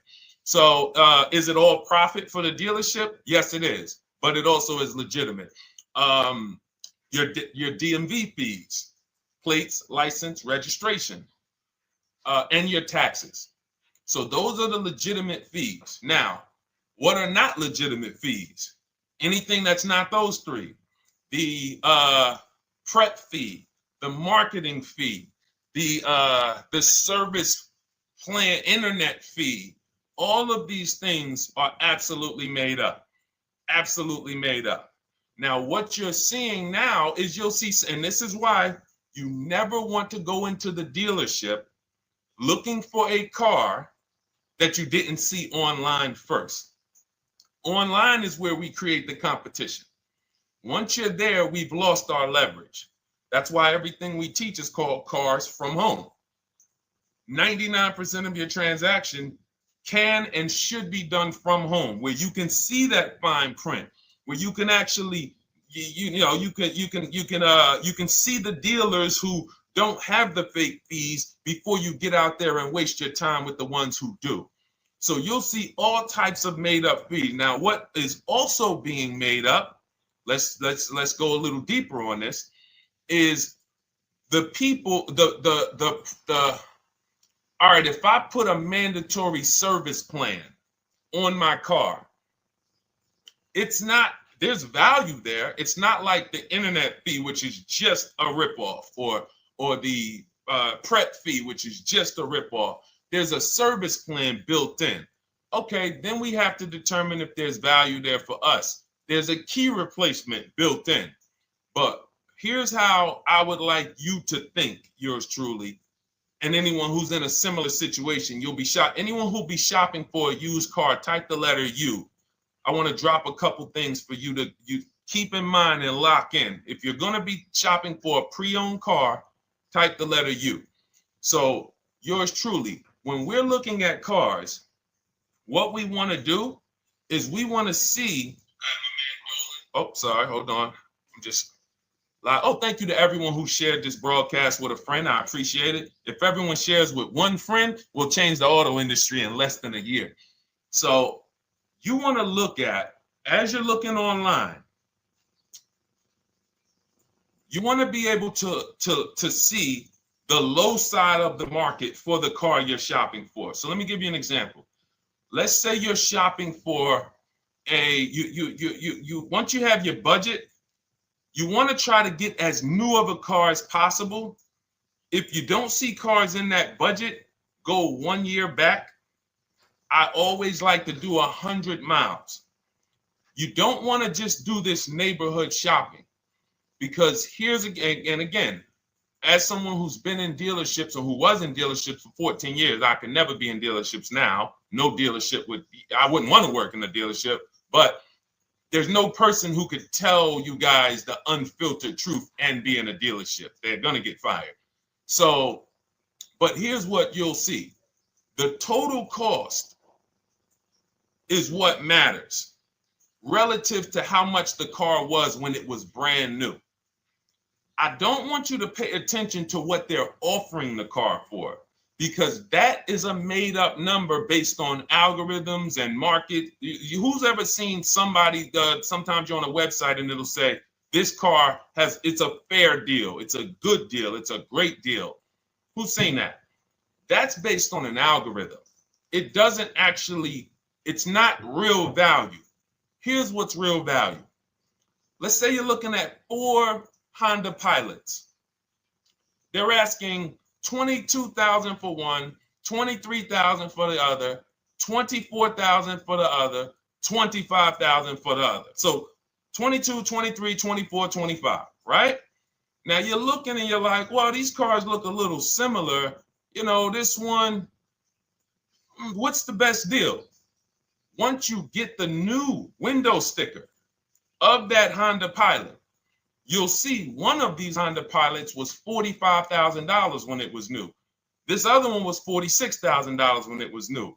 But this other one was $53,000 when it was brand new. And that's the one that's actually giving me the biggest discount. That's the value. Without knowing the original price of that car, we can't determine what value we're getting in the price they're offering us. And when we don't do this, we make this mistake. We end up doing what some people did during the pandemic. They paid the same price for pre-owned cars as they were when they were new. Everyone didn't do that, but a lot of people did because they thought this was my only option. There were people who paid $27,000 for a Toyota Camry that was brand new, $28,000. This is how we prevent that. When we call that in Cars from Home, in my book, the true value discount. And this is how I bought my Infinity truck. I was literally looking at 3 of them. 4 of them. They all had similar prices from 30 to 31.8.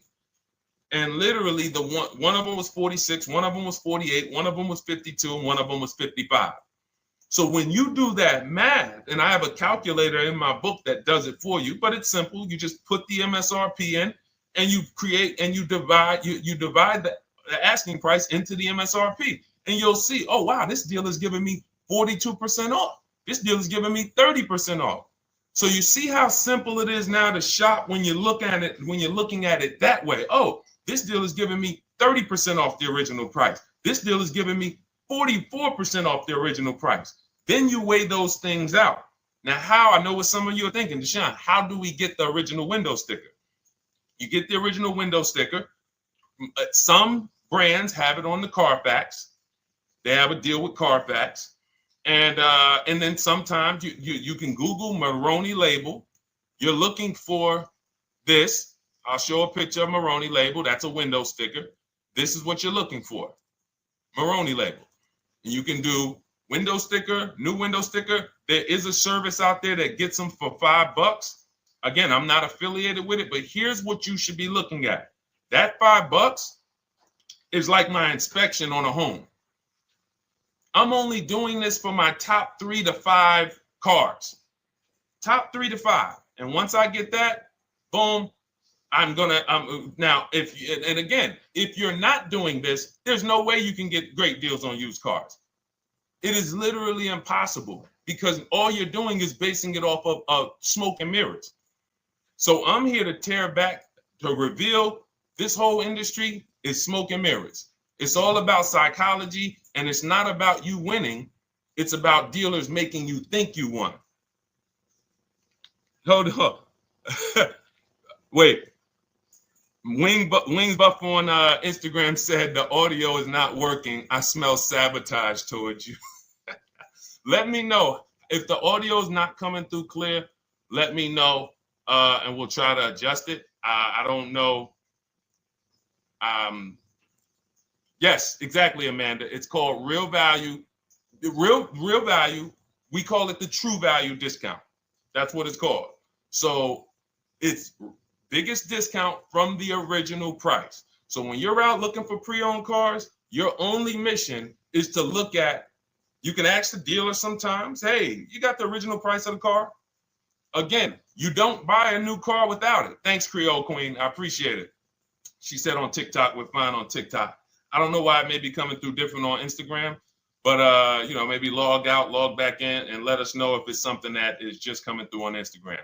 But you'll see the difference. Type $ if y'all understand that before we move on, because we got a lot more questions coming in. But without getting the new car price of the used car, it's impossible. We can make up a price. We can literally just make up a price. Oh, we're asking $32,000 for the car. How do you know that's a good price? But when you know, oh, that car was originally $61,000, they're asking $32,000 for it. Oh, I saw another one over here, they're asking $30,000, but the original price was $50,000. It's not a good, you get what I'm saying? Lower price, which is what most people flock to. Oh, this one over here is $1,000 less. But that $1,000 less is getting you $8,000 less vehicle. Okay? Type $. All right, yours truly said she's good. Did y'all get that? Y'all getting this? Let me know if y'all getting this. All right. Thanks, Sweet Now. All right. We are live. This is our Monday, May 12th show. We do these shows Monday through Thursday, 12 noon to about 1:30 p.m. Eastern time. So we'll also rebroadcast the replay throughout the day. So if you couldn't catch it live, definitely catch the replay, and you'll be able to catch up on anything you missed. EJ, great to see you on Facebook. How do I buy a Tesla since they only are online and at one price? Great question. You don't negotiate with Teslas because they are actually one price. So when you look at a Tesla, you're actually looking at something none of the car dealers do, but they want to make you think they do it. One price, which means when you come into a Tesla in New Jersey, same price in California, same price in Florida, same price in North Dakota. Every other brand Every single car is individually owned and operated. Every car dealership. And, you know, I remember like somebody came on the show and said, oh, Nissan is overpriced. I said, no, whatever Nissan dealer you went to was overpriced. There's another one probably 10 miles away. There's another one 15 miles away. There's probably 8 more of them within 25 or 30 miles. When they can make you think, oh, we're all the same, they got you. Big mistake. Very expensive mistake. Thinking every dealer is the same. They're all different. Even the ones that are owned by the same people, most times are still in some competition with each other. But Tesla, unless you're buying a pre-owned one price, no matter where you go, no negotiation. That's what it is. No other brand is like that, though. Go ahead, Dolan. Next question. Good to see you, Nia. Good to see you, Chantel Davis. Vanessa, good to see you, Maze of Empathy. Jonas checking in on TikTok. Great to see everybody checking in. Yes, exactly. Now, I'm actually pulling up something from my first book. It was called 52 Car Buying Questions Smart People Don't Ask that cost them thousands. One of the questions was, you know, how, when, and why should you visit a car dealership? How, when, why? There's only 3 reasons to be in a car dealership. 3 reasons. That's it. You're there to pick up your car because they don't deliver. You're there to test drive a car, or you are there to have your car that you're selling them appraised. That's it. You're meeting with the used car manager to have a car appraised. That's it. Everything else we do at home if you want to get the same results that the people are getting who are getting. Look, this is Christopher. Thanks so much for these resources. Read your entire book last night. I've already been underway trying to put my deal together. What a great book. I have my quotes together, and now I'm ready to take the next step with the calculator. Now, what he's talking about, notice he said I have my quotes, plural, because we teach something called the 25-to-5 strategy. You're connecting with 25 dealers. This is for new cars and leases. Different process for used cars. You're connecting with 25 dealers online. I'd show you how to do that in 20 minutes. This is not car buying school. We're getting these cars and these deals in literally less time than it takes you to visit one dealership and buy a car. You'll be there for 8-9 hours. We'll put in a couple hours over a couple days. And I'm getting them. Eventually, you'll be able to be as quick as me. I get cars in 60 minutes. Does not matter what I want. 60 minutes. If I'm following up on a deal a couple months, maybe 90 minutes is going to take me. You'll get there eventually, but in the beginning, take you a couple hours from home. Because what you're doing is you're creating a competition. You're using the internet to create a competition. So we get 5 offers on every car. We will not buy a car without 5 offers, because the only way that you're going to see the 80%, we call them the 80%. That's 80% of dealers that are overpriced. The only way you're going to see that is to get 5 offers. It's going to blow your mind. That's when the veil is lifted. The first time now, if you want to do it your way, you want to call around, get the offers, call around, ask for it, try to not, fine, do it that way. As long as you talk to enough dealers to get 5 offers, because then you're going to see, whoa, they've been playing me. How is it that I'm shopping for the same car? I called and got the same. I called on this Hyundai Sonata. One dealer's telling me it's $480 a month. One dealer's telling me it's $450 a month. One dealer's telling me it's $420. One dealer's telling me it's $375. Another dealer's telling me it's $340. That's when you know you did it right. So and here's how you know you've done it right. If you don't see a $3,000 to $5,000 spread from your best offer, which we call the 20% dealers, to the worst offer, you didn't shop correctly. We have people all around the country, We've been helping people since 2021. In fact, during the pandemic, we had people really killing it because they were selling their cars for 7 grand, 12 grand more, putting that equity in their bank, doing leases, no money down. So it was a phenomenal time for people who had cars to replace and were making dealers bid to get their new cars. So doesn't matter the market. But until you actually do it, you're not going to, it's harder for you to believe it. You get what I'm saying? It's harder for you to believe, wait, you mean 8 out of 10 dealers are overpriced? 8 out of 10. That's why you must get 5 offers for you to see, wow. My highest offer is $200 a month more, and that's my local dealer. That's the dealer that's 20 minutes away, because oftentimes some of your closest dealers, when they see your zip code, they'll be like, oh, this person is not going to shop us. Let's give them this offer. It's that dealer that's 45 minutes away, an hour away, when they get your notification on their website and they're like, whoa, okay, this is a person in our competitor's market. Let's take this deal from our competitor. It's going to blow your mind. And then it'll be changed. Right now, you're just being exposed to the information. And the same thing on used cars. The best value used cars are $3,000 to $5,000 less than the highest price used cars.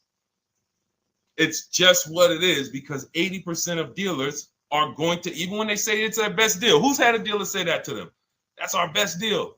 That's the best deal we can do. Listen, that's the best deal we can do. Who's had that? Raise your hand. Who's in their car buying purchase, in their shopping, has heard a dealer at any time say, hey, that's it. That's the best deal we got, right? They're not lying. They're just not going to do, they'd rather you leave and they'll sell the car to someone else. Because they're like, we're not going lower than this. But here's the thing, their competition will. That's their best offer. It's not their competition's best offer. So it's very important to understand that. Okay? All right, let's go, Dolan. Let's keep it going. Next question. Oh, good day. I'm glad you got the book, EJ. Use it. Win. Send me your success stories. Continue to just follow it step by step. Ask yourself, what step am I on? It's like a checklist. Boom, that step's done. Go to the next one. Boom, check. Go to the next one. Hey, I'm looking for a car right now. I have 7 to 10 grand. Which way should I go? Well, I mean, if that's your budget, you probably can look for, and this is not what I teach, but I do have we call this a smart car. It's not that type of smart car. The little one stands for saving money at the right time. And if I got 7 to 10, what I'm looking for, I'm on Facebook. I'm looking for something. See, and this depends on what you need. See, needs, you pay for 5 things in a car. You pay for 5 things. Remember this. Size. So anyone who's like, oh man, I need to save money. Here's what and let me actually tell you why I want you to know this. When I was in Mercedes-Benz, right? We had people come in. I remember a woman came in. She's like, okay, I got kids. I need the one with the 3 rows. All right. So she needed the one with the 3 rows. We go through it. We pick it out. Once we get her a price on it, it's way outside of her budget. Now, here's what she says. Oh, what about the one, the 2-row one? Now, my question to her, because I'm an advisor, even when I was a car salesperson, I was still, and my brand was Mr. Mercedes. So the people who are in New Jersey, I created the Mr. Mercedes brand. And I said, didn't you tell me you had kids and you needed the 3rd row? She said, oh, yeah. So I said, why are we even discussing a 2-row vehicle then? She's like, yeah, no, you're right. I'm like, this is just not the vehicle for you. And that's okay. But the worst thing you can do is to go smaller than you need on a vehicle.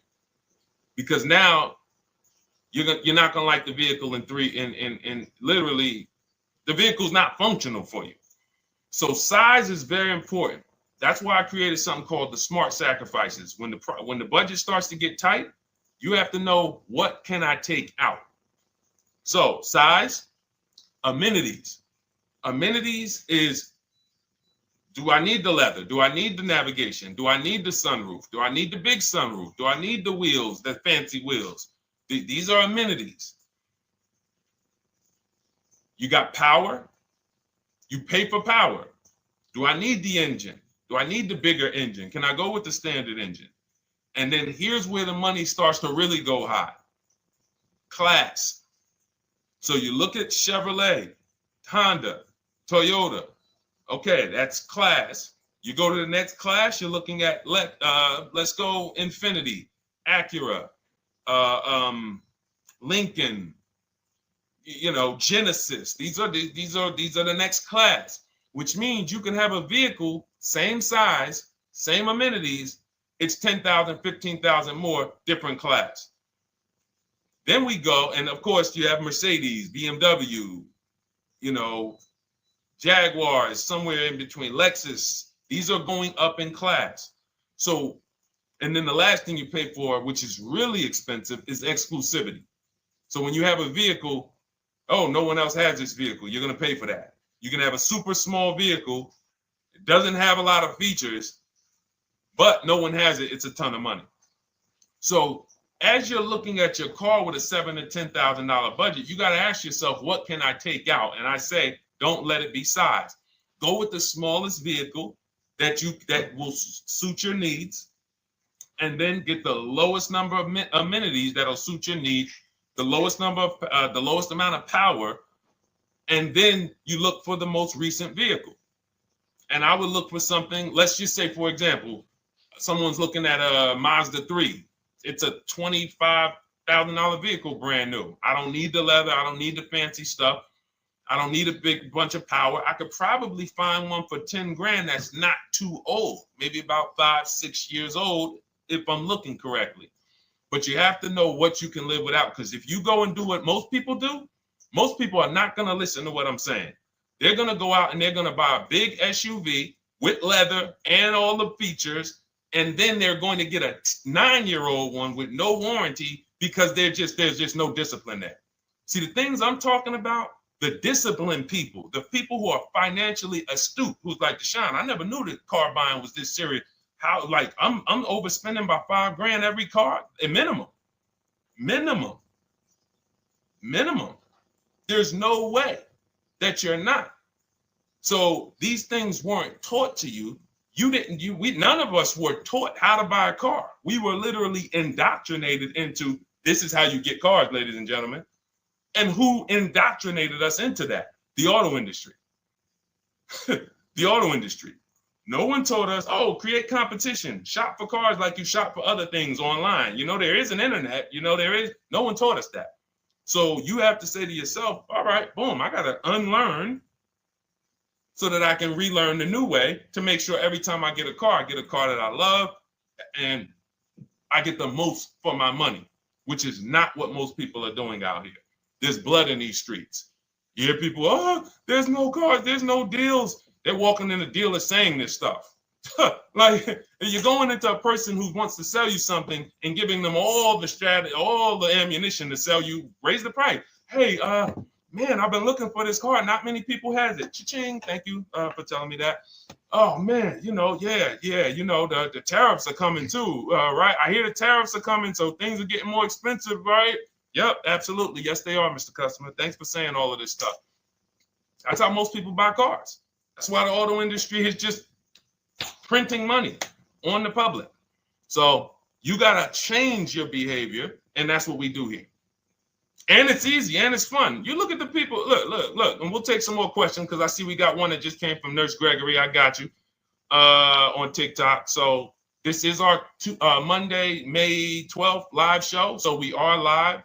You can feel free to type your question. We rebroadcast this show throughout the day, but we are live every Monday through Thursday at 12. So, but look, when you look at the confidence from Brian. Look, just finalized my deal. First ever lease using your system. 2025 Honda HR-V Sport, $30,000 MSRP, $395 a month, 1.2 ratio. That means he understands how to value leases when he's putting his ratio. 12,000 miles, 36,000 miles, 36 months, no money down. Initial quote was 434. Then he used our calculator, and the counter offer came down to 394. Listen to the confidence. Look, I bought your book, use your system, just closed my deal, have positive results to report. A caveat is I wanted a newly released 2026 Genesis, not even out yet, not even out, GB70. And there are no incentives. I could have gotten incentives on the 2025. However, I wanted the 2026, was willing to pay. I reached out to 20 dealers. We show you how to reach out to 25, but on a Genesis, may not have been as many dealers because it's more of a luxury brand. They haven't built as many dealers for Genesis yet. He says he received 9 offers. Look, that's how we know when you're doing it right. 5 offers, 9 offers, 7 offers. How many offers do you get? Thanks, y'all, for running those likes up on TikTok. Could y'all just keep double tapping the screen every time you hear something you like? You're going to see those likes continue to run up. See, this is it. I'm happy with this. Look, he gets an $815 a month payment on a $58,000 vehicle, 1.4. Now, again, 1.4 is incredible value when you add up those payments relative to the MSRP and taxes. Our goal with leases is to be under 1.5%. Now, I know for a fact he could have gotten about 1.2 on a 2025 Genesis because I just saw a person who's using our system get that. Phenomenal deal. But he wanted that 2026. So he gets his bids. And again, until you see the other offers that are 150, if every single time you get a car, you're not seeing $3,000 to $5,000 minimum from the car you get to the other offers that were offered to you, then you weren't shopping correctly. And again, if you want to do it yourself, you want to call around to get quotes, feel free to do that. We do this all online without talking. Who doesn't like to talk to dealers? Type me in the chat. You don't like to talk to dealers. So the people who are using our stuff, they're not going in trying to remember, oh, I'm in the dealership now. Let me say, what did Deshone tell me to say?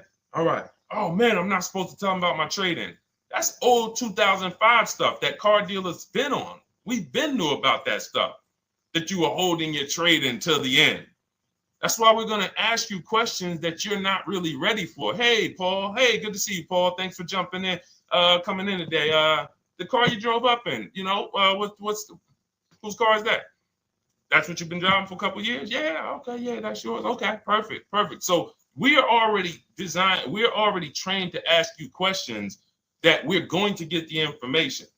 So the only way, I'm not training you to go in and do battle and negotiate with someone who negotiates 3 times a day, 5 days a week.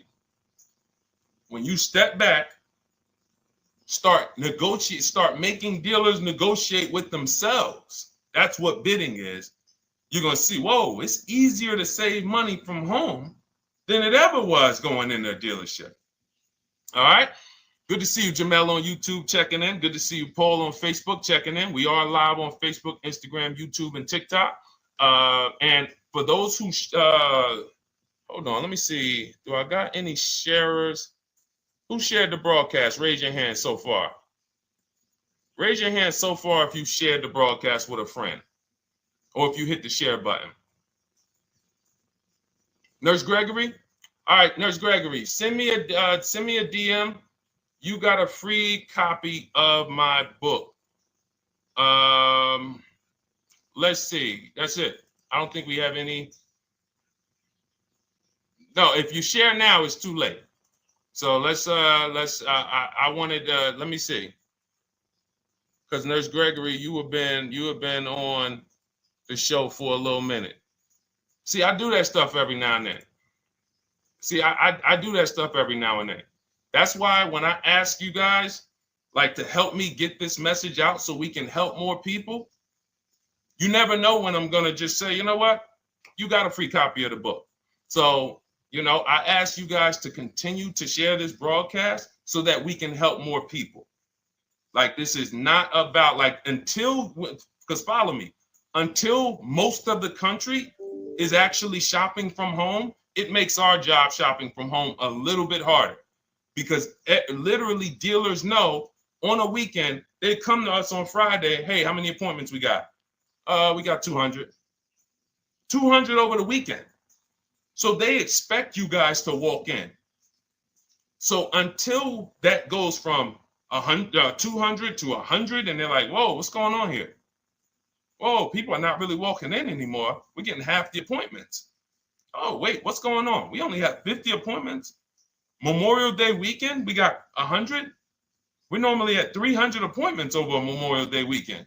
So until we start doing this collectively, it's hurting. It makes all of our jobs a little bit harder. So that's why I appreciate the people who share the broadcast. Yep, send me a DM. Okay, so let's go. We got more questions coming in, so pull them up, Dolan. Let's go. And this whole stream is sponsored by my new digital book. It's called Cars from Home: 7 Steps to Saving Time, Money, and Avoiding Dealerships. It's already 5-star rated. And, I'm reading a couple of the testimonials. Thank you to the people on Goodreads who reviewed that book. Thank you so much. And it's normally $97, but as part of our welcome offer, you can get yours for $24. That's 75% off. You can go to my TikTok bio. It's only for 2 hours. So once that 2-hour timer goes to 0, price does go back up to $97. So head to my TikTok bio, the Instagram bio, YouTube comments, or the Facebook comments.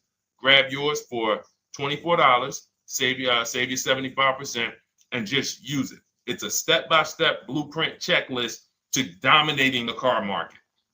Okay? And someone remind me to talk about the 3 pillars of great car deals before I end the show. Please, the 3 pillars of great car deals. We got about another 45 minutes, but remind me before we end the show. If you don't operate with the 3 pillars, there's no way you can get a great car deal. And I know this sounds like bad news, but I can't get you the good news. I'm like a financial doctor. And we have financial cancer when it comes to cars. So it's not a pleasant thing, but we can get you to the other side. You're losing a ton of money. You're losing equity. You don't even know you can sell cars without the title that you haven't paid off yet. You don't know you can sell leases. All of this stuff is costing you thousands and thousands of dollars, but we can get you to the other side. Third, so nowadays, it's always better to just buy new, especially if you plan on keeping the car long term. No, absolutely not. If I'm keeping the car long term, there's something. So step 1 in our book is called the 8-year rule. It's the 8-year rule. Who's always wanted to know what's better, buying or leasing? Type me if you've always been like, Deshone, I hear about buying, I hear about leasing. When is it better? When is it better to buy? When is it better to lease? Who's had that question? We have an anchor called the 8-year rule, which answers the question. The next car you're buying, how many years are you planning to keep it? Type it in the chat. We had a bunch of people that said they'll be shopping. The next car you're going to be purchasing, how many years do you plan to keep it? Okay, Nurse Gregory, I see 5. Okay, let's get some more answers. How many years do you plan on keeping the next car you are going to purchase? 2 to 3 years, Jamel Singletary. Perfect. Good to see you, Jamel. Rain King Leo on Instagram, 2 to 4 years. Perfect. Okay. Paul on Facebook says as long as possible. You got to go with a year. See, that's the reason why. See, the longest possible, well, give me a year, a number of years, because you're going to see people be like, oh, I plan on keeping that car, and I didn't do the research to even find out that the car wouldn't last that long. So, like, I'm not going to buy certain cars planning to keep them as long as possible, because it says literally around 100,000 miles, I'm going to start having problems with them. So if I buy them pre-owned, then I get to 80,000 miles. I mean, car starts having, so we need years. Mel Nelson on Facebook, 9. Paul, I see you, 10. Okay, Danielle Rosario on YouTube, 5 at least. So check this out. Roashu, I'm sorry, I probably butchered your name, on Instagram, 6. All right, DJ Ant Nice on TikTok, 6. Okay, 8-year rule says If your answer to that question was 8 years or longer, you should be shopping for a purchase, new or pre-owned, depending on your budget. Now, if your answer was less than 8, then you should be shopping for a lease. Both of these things come with caveats. Below market. Not these lease deals you see on commercials. Those are not lease deals. I don't even call them deals. None of those prices, as you guys see me share the leases that my students get all around the country and the people who read my book, you're going to be like, wait a minute. Those don't sound anything like the prices I see on the commercials. They're not. We get below market leases. And most of the time with no money down. We always shop with no money down. On a purchase, you need a below market purchase. Again, you should see $3,000 to $5,000 above on other cars that you didn't buy. So the car you got, whether you're purchasing it or leasing it, it should be $3,000 to $5,000 below the other offers that you've seen, the other cars that you've seen online. So when we look and say, do we go new or pre-owned? And I know some of you got shocked with who was taught never lease a car. Like when I just said the 8-year rule, and I said, hey, all of you who your answer Jamel 2 to 3, you should be shopping for a below market lease. Dario, YouTube, you should be shopping for a below market lease.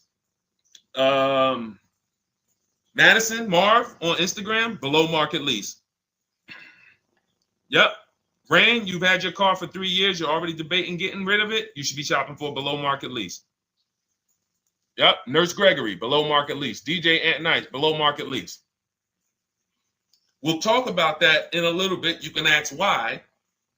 But raise your, if you were taught never get a lease, never lease a car, let us know in the chat and we'll handle that. But I want to answer the rest of this question because he asks, is it always better to buy new?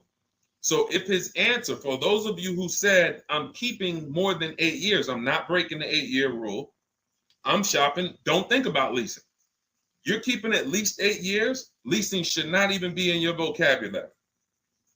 Now, new or pre-owned, that's based on 2 things. First is budget, because you want to go over your needs and say, what do I need? Can I get everything I need in a car for my budget? New? No. Most times, you can't. So if you have a large budget and you're like, Deshone, I could actually go new or pre-owned. What should I get? Now that's a matter of your values. The values say, I've had 2 groups of people, long-term people. When I was in dealerships, some of you know I was with Mercedes for 5 years, General Motors for 5 years. I've been in the auto industry for 14 years.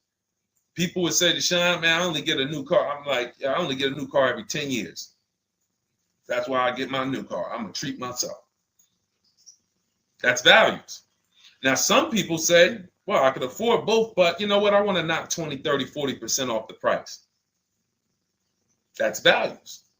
So it's a matter of your values. If you can afford both. But no, there's no one-size-fits-all formula. That's what got you guys in trouble. That's where you get in trouble at. Listening to people online and say, all of you should do this. All of you who's heard people say, this is the funniest thing in the world to me. Who's heard people say some teachers, car gurus who've only bought 30 cars in their life, they think they're a guru. Who's heard them say, never buy a new car? No one should ever buy a new car, ever. Who's heard that? Who's heard that? Who's heard that? I'm going to tell y'all how funny this is and how bad this advice is. And one day, I would love to be on a panel with like people who talk cars. All I need is 10 minutes. We're gonna rip them from leasing down to everything. So everyone should buy a used car, right? Oh, wait, I don't want to talk about your dad though. Miss you dad. She said I heard it from my dad. All right, but your dad probably is not saying everyone should buy used cars. There are people who say, all right, Paul, you've heard it. All right, Rain King Leo, you've heard it.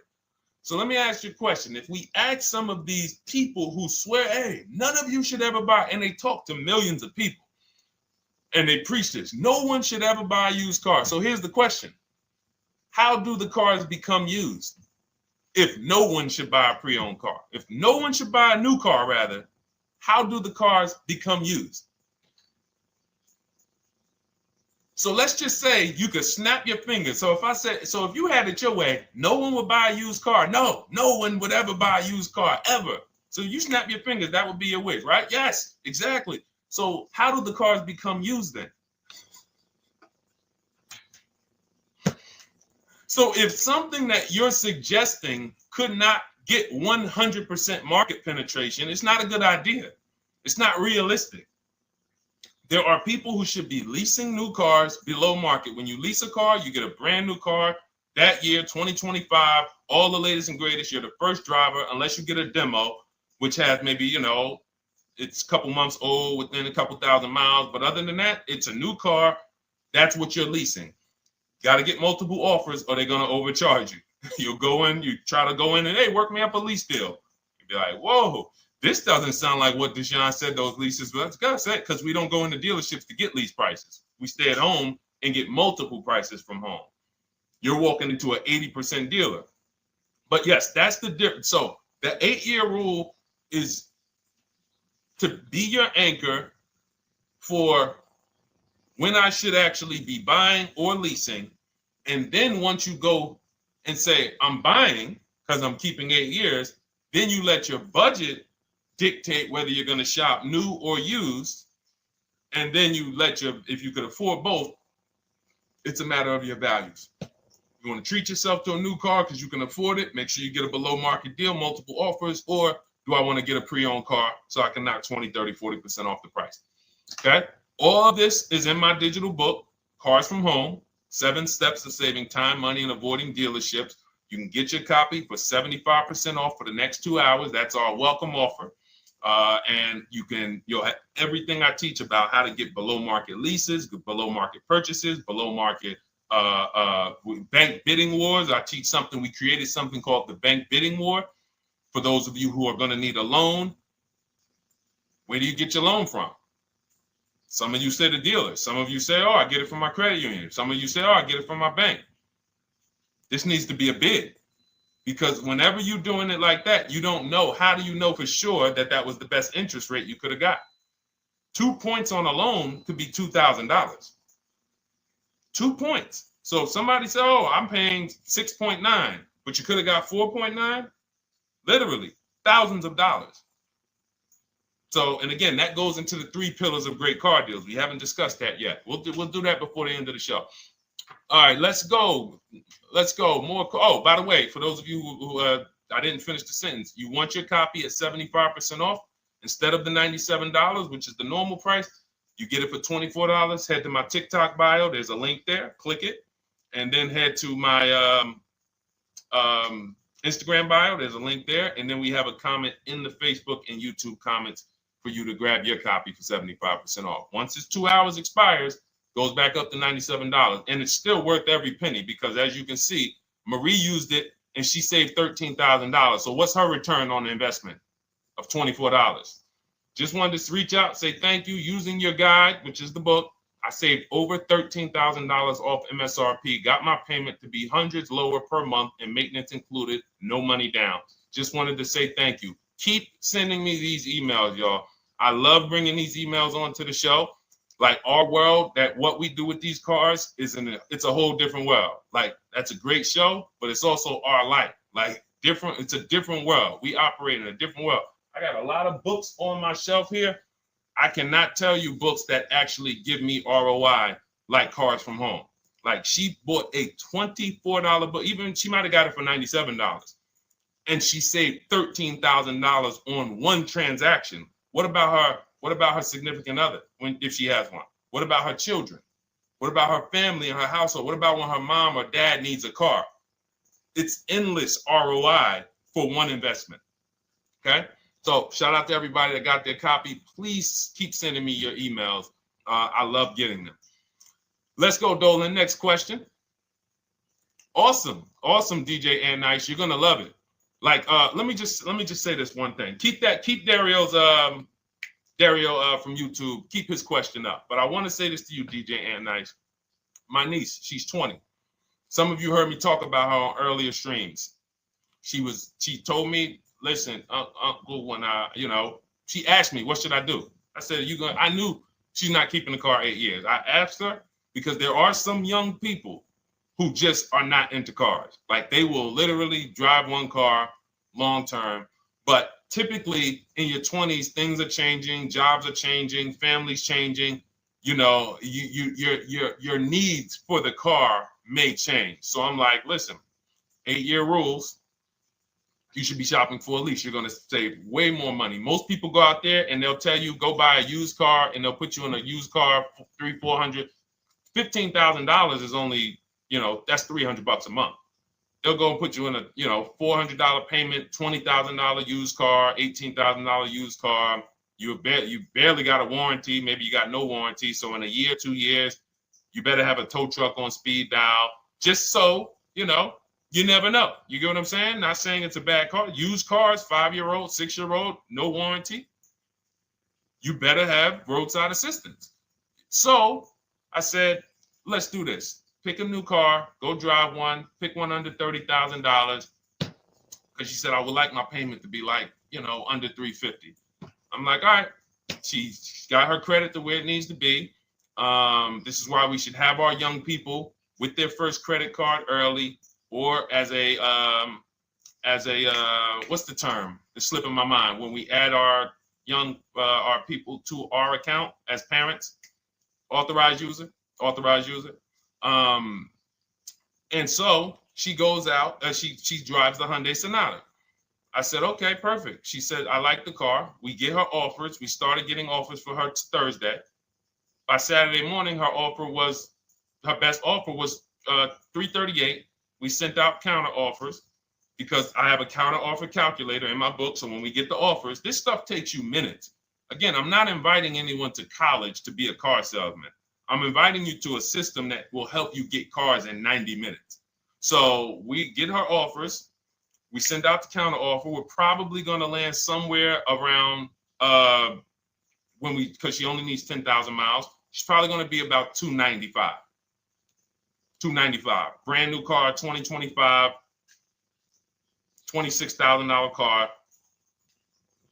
And so compare that. You get what I'm saying? So when you say DJ, and that was my experience. When I worked for General Motors, I went and leased my Pontiac. My boss is the one who showed me how to do it. I didn't even understand leasing. I was 22. He said, listen, even though I was selling leases, I was just a number. Most car salesmen are this. Y'all, this sound familiar? All right. That's what you want, sir? You like the car? Is this the color? Okay. Let me go get the numbers from my manager. You get what I'm saying? They don't understand the numbers. And that's how I was at 22. I didn't understand the numbers until I got hired at Ray Katina. And Ray Katina, all his salespeople are finance managers too. So that's where I learned the numbers. But before that, I didn't know how this thing worked. But anyway, I'm leasing my first car, $256 a month, Pontiac G6. Brand new car. My other friends out here, they driving other cars, $400, $500 payments. Used cars. So you're going to love it. Like the money is it stays in your bank account, which is our goal. All right, Dario, let's get to you, my man. I'm about to finance my first car at 23 years old with a 769 credit score. Wow. I guess I should have read that question before I just went off on that whole story about my niece and everything. Let's look at Dario's answer to the 8-year rule. Dario, did you answer the question? Dario, how many years are you going to keep this? 5 at least. This is the part. This is the part where I don't know what to do. You get what I'm saying? Help me out here. Y'all get what I'm saying? Like there are times where I literally don't know what to do with this. Everybody, we talked about the 8-year rule, right? We went deep on the 8-year rule. I asked everybody I said, how many years are you keeping your next car? Everybody tapped in. 10, 8, 9, 7, 5, 3, 2. I said, okay. Step one is the leasing versus buying question. What's going to save me more money?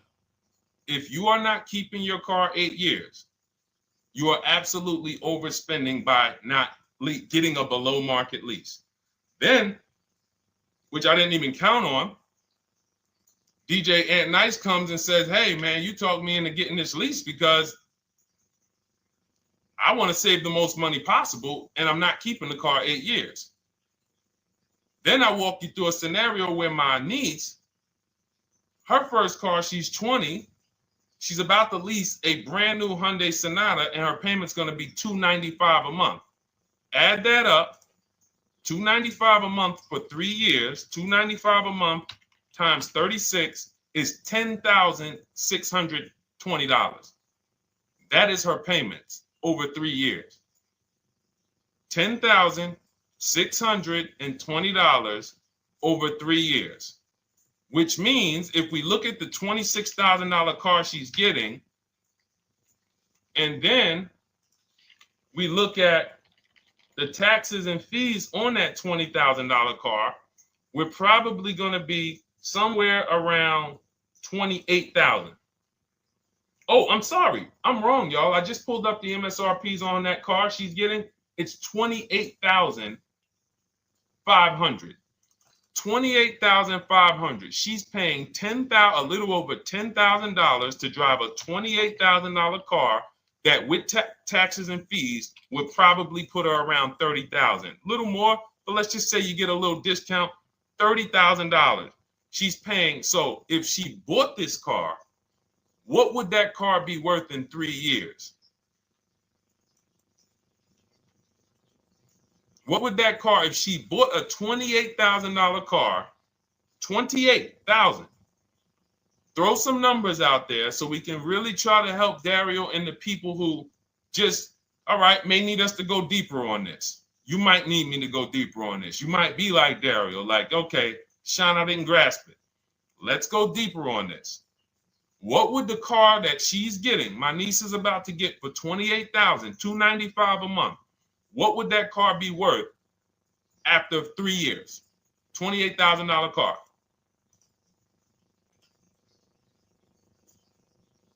KJ Wonder, it's in the bio. Just click that link in the bio. You'll see a link that says $24 welcome special. Go grab it and come on back to the stream.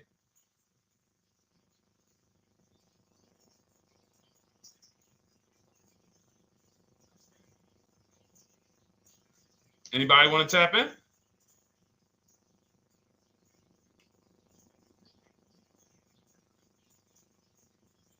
Thank you, DJ and Nice. I don't think that's right. So a $28,000 car after 3 years is worth 23?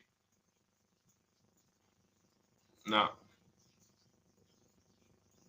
That's not after 3 years. That's probably like 1 year. After 1 year, it'll probably be worth 23.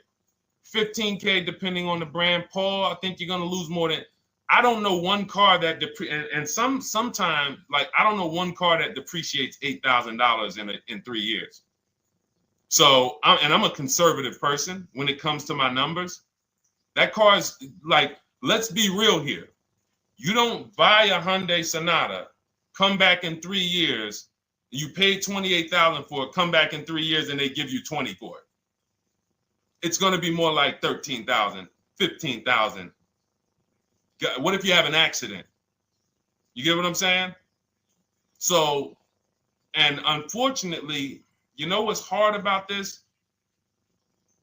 The only people who really understand depreciation and how much cars lose value are people who pay cash. It's very tough for you to see what you're really getting when you're a payment shopper. But as someone who never, listen, people would love to go into a dealership, get a car for $28,000, come back in 3 years and get $20,000, come back in 3 years, get $18,000. I only lost $10,000. That doesn't happen. That's why people come back in 3 years and they're like, that's all I'm getting? So the point is, she's paying $10,000 of depreciation over a 3-year period. That's it. So in order to beat what she's about to get, or people who are getting below market leases, any people who are getting below market leases like we teach, you would have to get at least $20,000 to beat her. You would have to get at least, because she's only spending $10,000 over 3 years. And sold by foreign. Guys, this is not, this is really not up for debate. I am, and unfortunately, maybe the pandemic threw you off, because some of you, if that was like your first car you ever replaced, and you went and you got out of that car during the pandemic when every car was worth $7,000 to $12,000 more than it should have been worth. You can't do that today. And we had people right after the pandemic writing me saying, "Oh, yeah, I'm gonna do this, and then I'll go and trade that and get all my money back like I just did before." No, that was a very rare case of limited supply, the supply chain of cars. Now we might see that again with tariffs. When tariffs come, we might actually see our cars appreciate, because the whole new car market is going to be more expensive. But cars are not, literally the depreciation curve on most cars are 15% the first year, sometimes 20, another 15% the second year, 10%, 5%, and then it gets smaller. Once you get to about 7 years, the depreciation starts to cool off. You're losing 50% of the value in the first 5 years. And if you drive a lot, you're going to lose it quicker. So when we look at paying a small amount of money for a expensive car, that's what leasing is. So there's no, when you, and let's wrap it up like this. If she would have bought this car, this same, because this is really a leasing versus buying lesson. And I don't know, however deep we need to go on it, that's how much deep we need to go until some people it clicks, because it may not click for everyone. I'm trying to make it as simple as I can, which is why I'm only talking about what's coming out of your bank account. Like, isn't that what we're supposed to care about? But for some reason, some of us are thinking about other things when it comes to cars. We go into somewhere else. So let's look at if she would have bought this same car, the same $28,000 car with taxes and fees, probably about 31 and change. But let's just round it off to 30. What's her car payment, everyone? Those of you who know the rule, every $5,000 is about how much per month on a loan?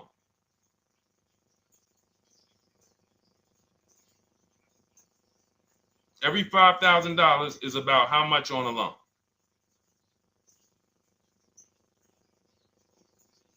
Now, every 5,000, thank you, DJ Ant Nice, you got it, $100.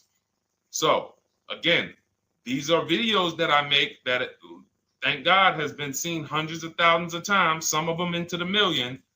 Every $5,000 is about $100 per month on a 5-year loan. Yep, you got it, Jamel. So what would this car cost her that was 30? Thank you, Tony, man. It would cost her $600 a month. So the same car that she's leasing for $295 a month would cost her $600 a month if she wanted to purchase it. Now let's throw one more scenario in there. Let's say she finds one for this price that yours truly said, about $18,000. She gets a 3-year-old used one. 3-year-old used car, good mileage on it, taxes and fees. She's a little over, let's round it off to $20,000. What's her payment? What's her payment for a 3-year-old used version of what she's getting new right now?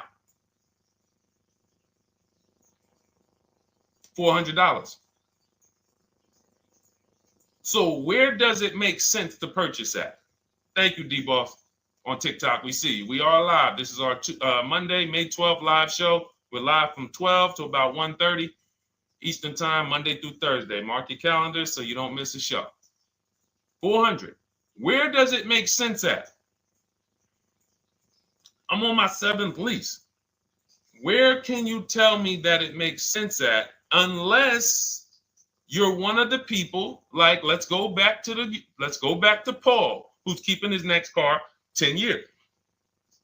Let's go to, Paul on Facebook. Let's go to, who else we got? We got a bunch of people that said 8 to 10. Nope, not too many. That's why I read all of that, and I'm like, yo, all of you people should be leasing. 10 years. Wait, nope. I can't find many of you who said you were going to be keeping more than 8 years. So where does it make sense at? That's 3 scenarios where we took the same exact car that she's about to get for $295 a month, brand new 2025. We said, okay, if she got the same deal on that new car, she'd be paying $600 a month for 5 years. If she took it for a 6-year loan, she'd probably get her payment down to $500, but that's for 6 years. And again, she's not keeping the car that long. So when she goes to replace it, she's probably going to have negative equity in 3 years, like most people. Come back, every single car transaction you do, oh, I'm replacing it. Oh, you got negative equity. Oh, dang, how? This is how. And then we took another scenario of her buying a pre-owned one, and her payment on a 3-year-old one with 1 year left of warranty is higher than her payment on the new one. Where does it make sense? Thank you, Tony, man. It doesn't. It doesn't. Listen, depends on the interest rate and the length of the loan. We always, this is an average interest rate. So it's not going to be, your interest rate isn't moving you from from every $5,000 on a loan being $100 a month to every $5,000 on a loan being, $50 a month. No, it's not the way it works. Good interest rate, maybe every $5,000 is $90, 85 tops. It's not 50 to the point where, and this is how people get in trouble. That's why our people don't get in trouble, because they don't go in looking at a $20,000 or $30,000 car saying, oh man, I'm gonna get that to $400 a month with no money down. Yeah, you'll get it to $400 a month with no money down. Your loan's gonna be 96 months. So when we have these boundaries, this is how we move. We're not even talking about the bidding process. We're talking about the bidding process is how we get the dealers to give us the best prices. Right now, what we're talking about is structuring our deals. Because if you go out and you get a great deal on a purchase, but you should have leased, you got a bad deal. You got a bad deal. If you go out and you get a great deal on a purchase, let's just say she gets $5,000 off this car. So instead of 30, she purchased it, she got them to knock off $5,000. Her payment still, instead of $30,000, it's $25,000, $500 a month. Thank you, Just Enjoy, appreciate it. It's fine. So a great deal on a purchase when you are not keeping the car 8 years is a bad deal, because it cannot compare to if you had gotten a below market lease. It just doesn't compare. That's why I'm showing you these numbers. I'm a math person. I was in calculus as a junior. I love math. And my goal is to try to make the math simple by just showing y'all, hey, here's 3 scenarios: new car, used car, lease.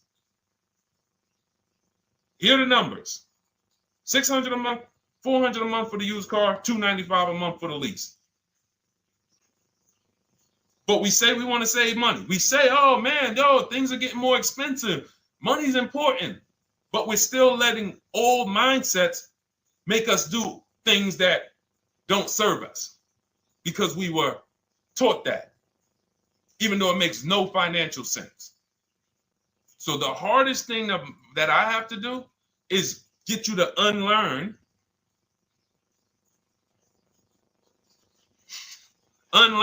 what you have been taught. That's why I represent this brand, because I realize I can't do anything for you until you get rid of the bad stuff that you picked up.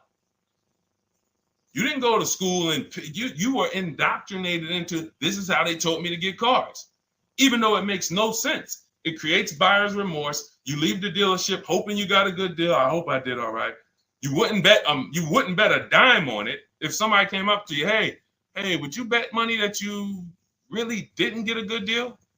You would be like, oh no, I wouldn't take that bet. I don't. No, you have no confidence, no guarantees, nothing. And this is what people are still staying in. So when we talk, we're inviting you to the new way. We call it, this is the new way. And so everything that we're talking about, you can get in my literally my video, my step-by-step checklist, Cars from Home, 7 steps to saving time, money, and avoiding dealership. You don't have to worry about trying to remember this. You can literally get it in book form. It's a digital book. You don't have to wait for the mail. And the thing about the digital book is when something new happens, I update the book. Like a year ago, we had Room in the book. Room went out of business. If you had a physical copy that you had bought, now here I am talking to you about, oh, now guys, you got to get volume 2. No, I just went in, we update the master file, Room's going, process stays the same. So that's the thing. So it's normally $97, but as part of our book launch special, you can get your copy for $24, 75% off. It's a 2-hour only offer. So next 2 hours, if you visited, you'll see the timer. Once it gets to 0, the investment is $97, and it's worth every single penny. The return on that $97 will be incredible. But if you get there before the offer expires, you get yours for $24. So head to my TikTok bio, click that link, my Instagram bio, the YouTube comments, or the Facebook comments. We have a link there for you. Grab your copy for 75% off. All right. All right, Dolan, let's go. We got time for a couple more questions.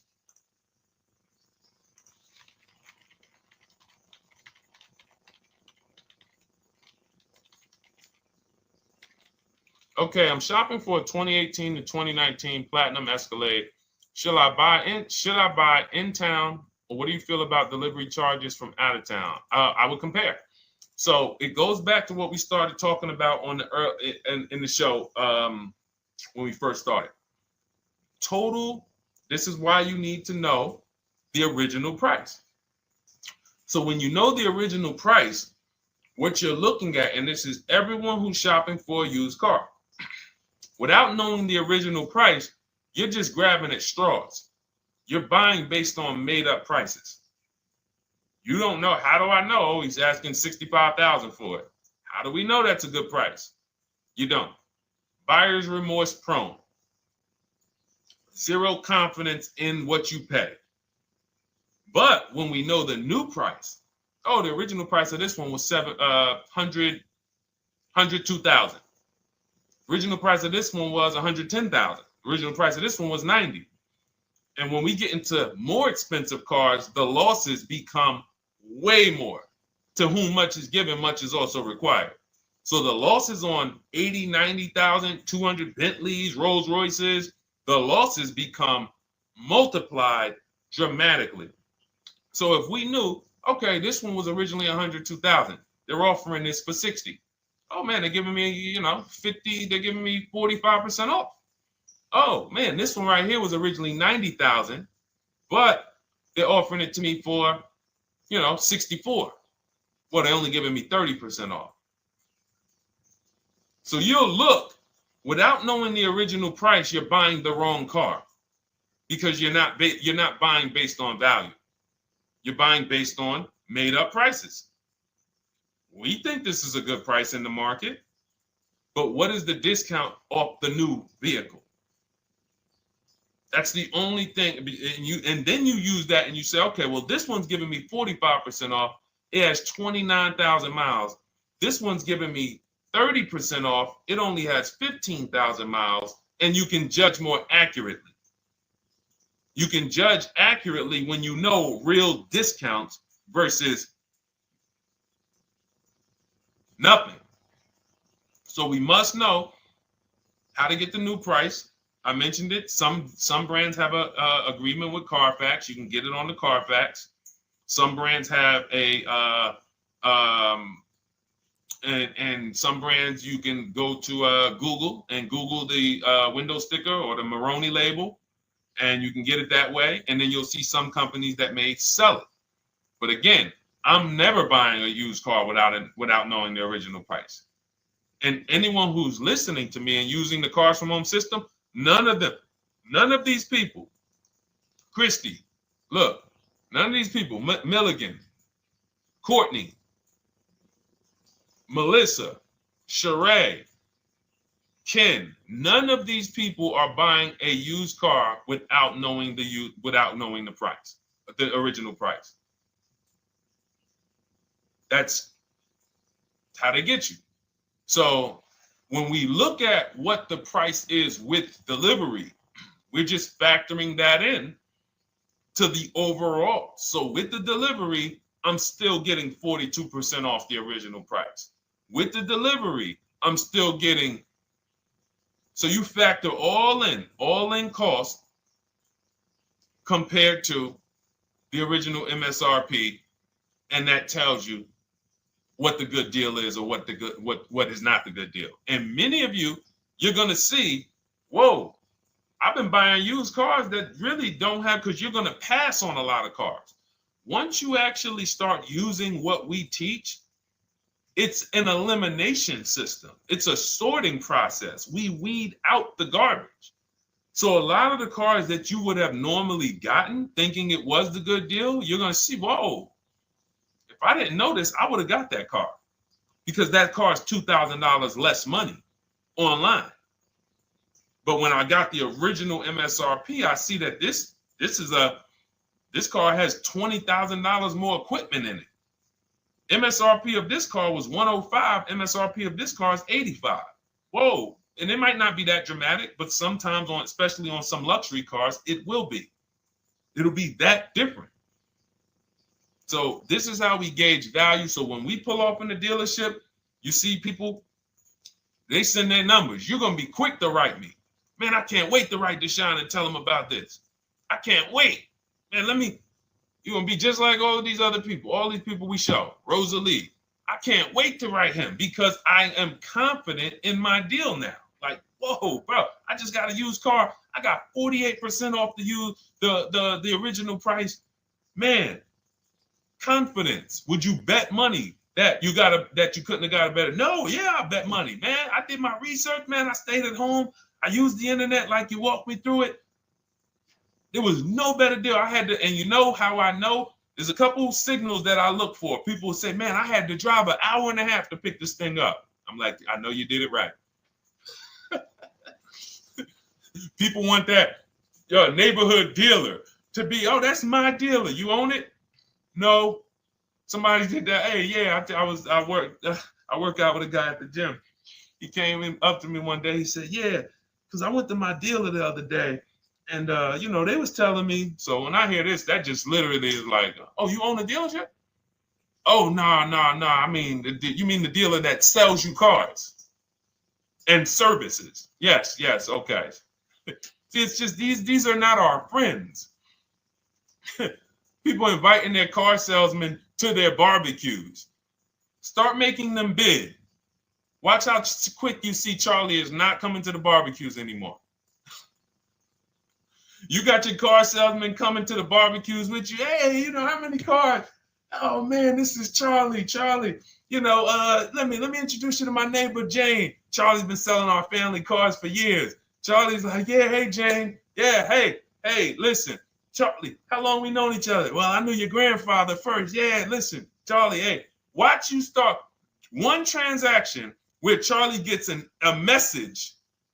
Your message from online. Hey, this is Nicole Stewart. I'm looking for this car. We have all of these templates in my book too, so you don't even have to think about what you're going to write. You just copy and paste them.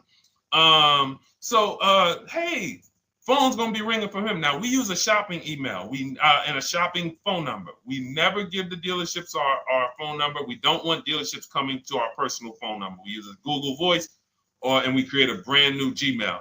So you look and next thing you know, you're getting a phone call. Hey, Miss Stewart. Hey, Nicole. Calls you by your first name because, he knows your grandfather and everything. Hey, Nicole, I just got the email saying you wanted to get some, you were shopping online. Like, what? Come on. So when are you coming in? You come on in. No, actually, I decided I'm going to get a couple offers. I just want to make sure Now Charlie has to compete. Now Charlie has to compete. And you're going to see that Charlie doesn't like to compete. He likes to make you think he gives you a great deal. And what you're going to see is Charlie's not going to win that battle all the time. Now, sometimes they'll go to bat and say, listen, I just got to do. But if he works for an 80% dealer, they're not going to let him go low enough to sell the car to you and win the bid. They're not going to let it happen. He can't do it. And then Charlie, that'll be the last barbecue that Charlie came to. Last barbecue. Oh, man. So, wait a minute, Molly. Pull up Molly on Facebook's comment. Dolan, she just commented. We are live, y'all. This is our Monday, May 12th show. We do these shows from Monday through Thursday, 12 noon to about 1:30. So make sure you set your calendars and tell your friends and family, because they're out there shopping right now and they're getting their heads chopped off. I hope YouTube doesn't censor me for that, but they are. And if we were to look at their car deals compared to what our people are paying, you would be like, yo, they got. So pull up Molly's comment, please. Okay, there we go. After listening to you, okay, I got called in for another option of SUV I ordered, and boom, they had over $6,840 in options. Ceramic coating, tint, theft protection, yet they kept going down on the price but never removed it. I left. See, and this is, so there's one thing you did wise was to not take the deal. What I want you to get to is the point where people can no longer waste your time. When you get to a point, see, with all of you using the Cars from Home system in my digital book, it's impossible to have anyone waste your time. Because when they waste your time, they actually still feel like they won. I'm going to tell you why. We're going to sell this car to someone else, and you still need a car. So that's why that's a reason why who's heard wait till the end, this bad negotiating advice, wait till the end to tell them you have a trade. They know that they literally will do this whole negotiation. You've been in there for 3 hours, 4 hours. Now you spring your trade in on them, and they know, well, we don't have to give her what she wants. We don't have to give her $16,000. Yeah, offer her 14. Offer her 14. Because she's been in here negotiating back and forth. We already dropped our price a little bit. We still got profit we're making, but listen, let's try to make some of that back on the trade-in. All right, offer her 14. Now you've been in here and you're like, no, wait, I know I could get 16 for it. Listen, the car's worth 14. I mean, listen, if you could get 16, God bless. Now they're in a position of strength, because if you walk away, you still need a car. You've wasted hours of your time. And if you take the deal, they won. So it's like some people be like, man, because that's what they're thinking about. You know how many people say, Dad, all right, I know I feel like I could get 16, but do I really want to go through this all over again? All right, let's just do the deal. Lost. Didn't get the money for their trade-in. Have no idea if they're getting a good price on the new car. They haven't gotten other offers. That's the car business. That's what 95% of people do. That's the car business. Leave thousands on the table. And now we can talk about the 3 pillars of great car deals, because that actually ties into what we're talking about here. Thank you, Nicole. Thank you. Helping out the community. Listen, I help everybody willing to listen. I have the benefit of actually teaching something that is so effective. I get hundreds of people that write me and send me deals and get results. So I have a real-time gauge on how we're doing. Real time. Versus somebody who sells stuff, but they don't really care about the result. So you'll buy stuff and you're like, whoa, this is not the result I thought I was going to get. All we do is hold ourselves accountable to the results. And as long as we keep getting these emails in, as long as we keep getting people writing us, taking pictures, sending stuff, we know people out here getting the same types of deals that I would be getting. And that's what I want. I don't want anyone taking a deal that I wouldn't take. As somebody who's done thousands of transactions with Mercedes and General Motors, leased 7 cars. I'm the one my friends call. They've been calling me for 7 years, 8 years. Deshone, all right, man, I need a car. I'm good. Listen, this is what I do. And the way that we give them peace of mind is the comparison offers. You only have peace of mind with comparative offers. There's nothing else. That's why you can buy spaghetti sauce, and that's why you can buy a TV on Amazon in 5 minutes, 10 minutes. Because you're going to go through, boom, okay, all right, let me check Walmart.com. All right, let me check this site. All right, let me check this site. All right, this one's the best. You spend $800, $400 in 15, 20 minutes. And not feel buyer's remorse because you've seen the options. Buyer's remorse comes from not seeing other options. It's that simple. All right, let's go. All right, Dolan, we got time for. All right, yeah, throw another one in, Dolan. Let's go. All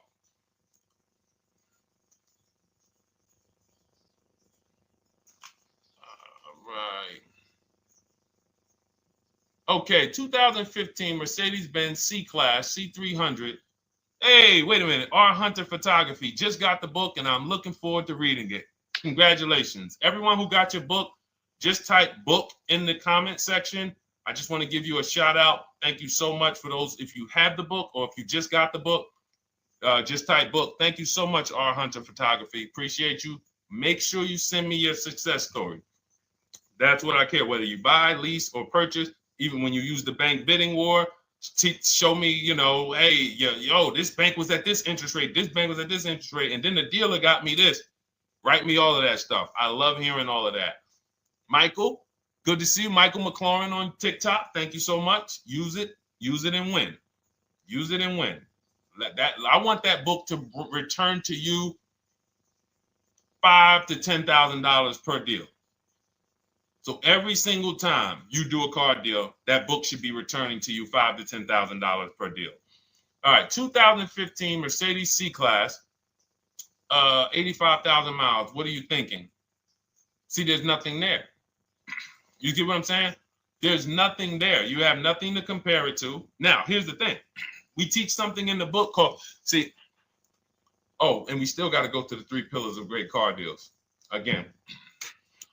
But there's nothing, we teach something, there's no boundaries in car buying. There haven't been no boundaries. For example, let's talk about the most expensive purchase most people make. Now, in this case, sometimes it's people's cars because people aren't buying houses as much as they used to. But the most expensive purchase people make is their house. Would anyone on here get a 40-year mortgage? Anybody? Yes or no? Thanks, EJ. Enjoy the book. I can't wait to hear from you. Anyone? Would anyone get a 40-year mortgage? Anybody? We got smart people on here. Anybody signing up for the 40-year mortgage? No. Okay. So if no one's signing up for the 40-year mortgage, the question is why? Why?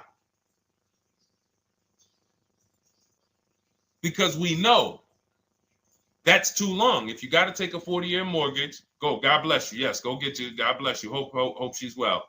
And I'm glad you got your book, Daryl. Would anyone and you don't have to worry about reading it. It's a step by step. It's a checklist. So do one step, check that step off. Next step, check. Boom. That's how it is.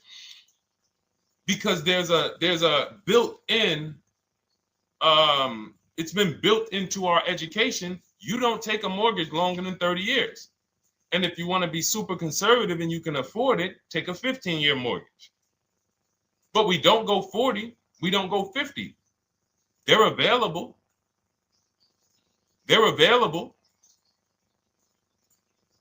That's the same thing with 8-year car loans, 7-year car loans. And when we look at, so we have something called the rule of 72, which is 6 years. and the 10th birthday. What this says is you should never take a loan longer than 6 years, 72 months, and you should have the car paid off by the 10th birthday. Now, why? Because when I was in Mercedes, people who would come out is two people who hate, this is actually the same person. They hate Mercedes. They hate BMW. Why? Because they had an older one, no warranty, and they could not afford the maintenance and the repairs on top of the money they were paying for it. They hate it. You ever hear people say, oh, never buy that, man. I had one of those. It was a money pit. It was a money pit because you bought one that you wanted to shoehorn your way into the car. You couldn't afford the one that had the warranty, 3 years, 4 years old, buy an extended warranty, keep it 8, 9, 10 years, pay the car off in 5 or 6, and then you have, a couple years with no payment. You still have money to the side for your maintenance and your repairs when things go wrong. No, you bought one right from the start with no warranty because you wanted to be in a Mercedes. And they come out crying. You could just see it welling up in their eyes. We know, we've seen it too many times. That's a brand that people without any affordability index, they're going to buy cars that they cannot afford because they can afford the payment. And the saying is, if you can't afford to maintain it and repair it, you can't afford the car. So we never want a car that has a loan on it past the 10th birthday. That's an affordability gauge. That means I'm looking at a 6-year-old car. Car is 6 years old. 4-year loan.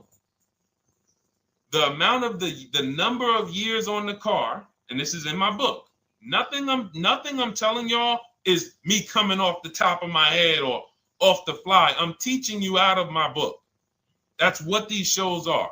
I'm literally, when you are reading the book, I remember Deshone talking about this on the stream. Oh, I remember Deshone said this on the show. Everything I'm teaching you on the show is my book. So you can understand. I'm not winging any of this stuff. But when you look at the rule of 72 and the 10th birthday, it says the age of the car and the number of years on the loan should not go past 10. So if you're looking at a 5-year-old car, that already says my budget can only afford 5 years old. Like I can't get 4 years, 3 years old, which means I need a 5-year loan. If I'm looking at a 4-year-old car, I could do a 10-year loan. I mean a 6-year loan, because that's under 10. If I'm looking at a 3-year-old car, I can do a 6-year loan. 2-year-old car, 6-year loan. But if I'm looking at a 7-year-old car, 3-year loan. And what you're going to see is, wow, when I use that, Deshone, I see there's certain cars I can't afford. Correct. Correct. Because you can't afford the car to begin with if you need to get a 6-year loan on a 7-year-old car. Does that make sense?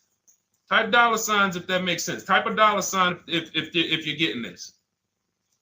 Type a $sign and let me know you're getting this. Never heard of a 40-year mortgage. Exactly, Artelis on Instagram. I didn't hear about it until I started teaching this. Because the reason we created the rule of 72 on the 10th birthday is because we wanted to bring the same standards that they have in mortgages to the car business. There are people who only get a 3-year loan on a car or a 4-year loan on a car. That's like a 15-year mortgage, short-term mortgage. And then there's people who say, all right, I want to do a more average 5 or 6-year loan. That's your 30-year mortgage. But when you start going to 7-year loans, that's 84 months on a car, you're moving to like a 40-year mortgage. You are going past affordability. This is a sign. This is a red flag. I cannot afford this car. I cannot afford this car. Let me look at less car. Let me look at what I can sacrifice. We talked about that earlier. Can I sacrifice size? You don't usually want to do that unless you're getting a car that's just big for no reason. Oh, I just like big cars. Well, you might not want to get a big car in this time. You might want to go smaller. But never get a car that doesn't cover your needs in terms of size. What you really want to look at is amenities. All right, I don't need the big sunroof and the leather and all of this stuff. You know what? Let me go to the next amenities down. Class.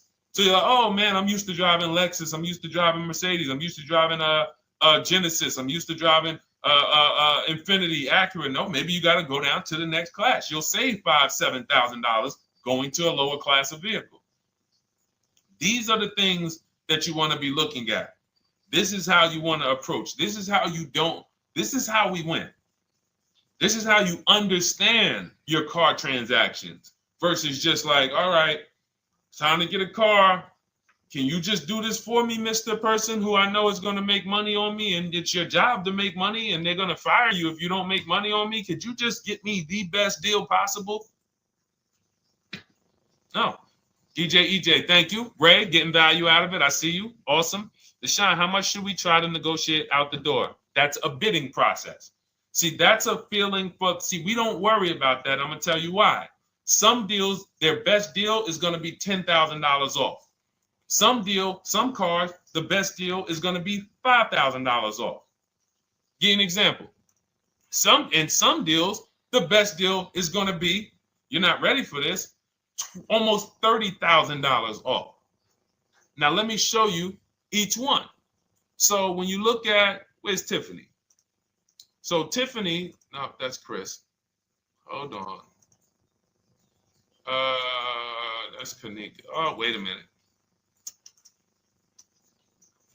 All right, let's go to the.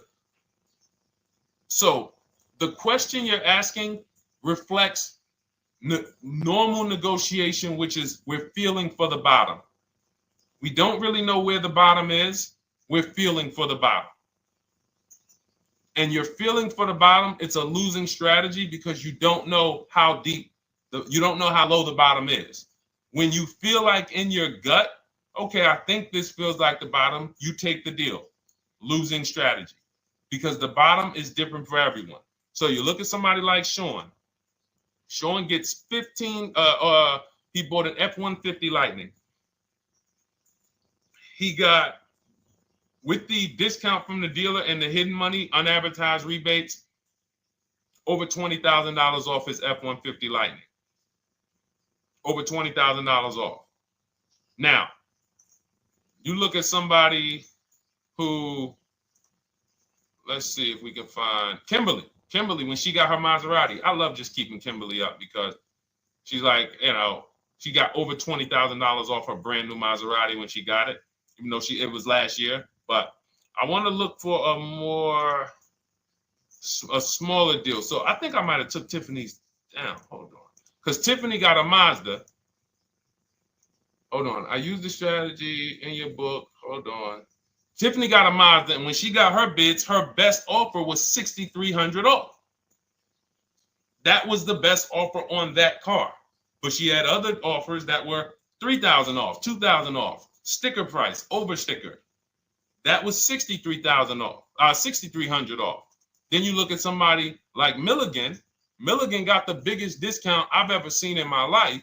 She got a $79,000 car. She got her bids, and she got almost $30,000 off. It's $79,000. She paid $51,359. Brand new car. Brand new car. Brand new car. So do you see that if we're trying to feel for the bottom, let's say you think, all right, $3,000 off. I guess that's a good deal. You're getting beheaded. So we cannot feel for the bottom. That is buyer's remorse prone. That is how we have buyer's remorse. The only thing we do is we sit at home, we get bids. That's the name of the game. When you are getting bids, life changes. You now know, oh, this deal is taking off 8. This deal is taking off 2. This deal is taking off 8. This deal is taking off 10. This deal is taking off nothing. Oh, the $10,000 dealer wins the bid. You took off $10,000. That was the bottom. And again, we use the 25-to-5 strategy where I show you how to connect with 25 dealers in 20 minutes from home. You get your bids. You want to call around, do it by phone, call and get your bids by phone. We do this by email without talking.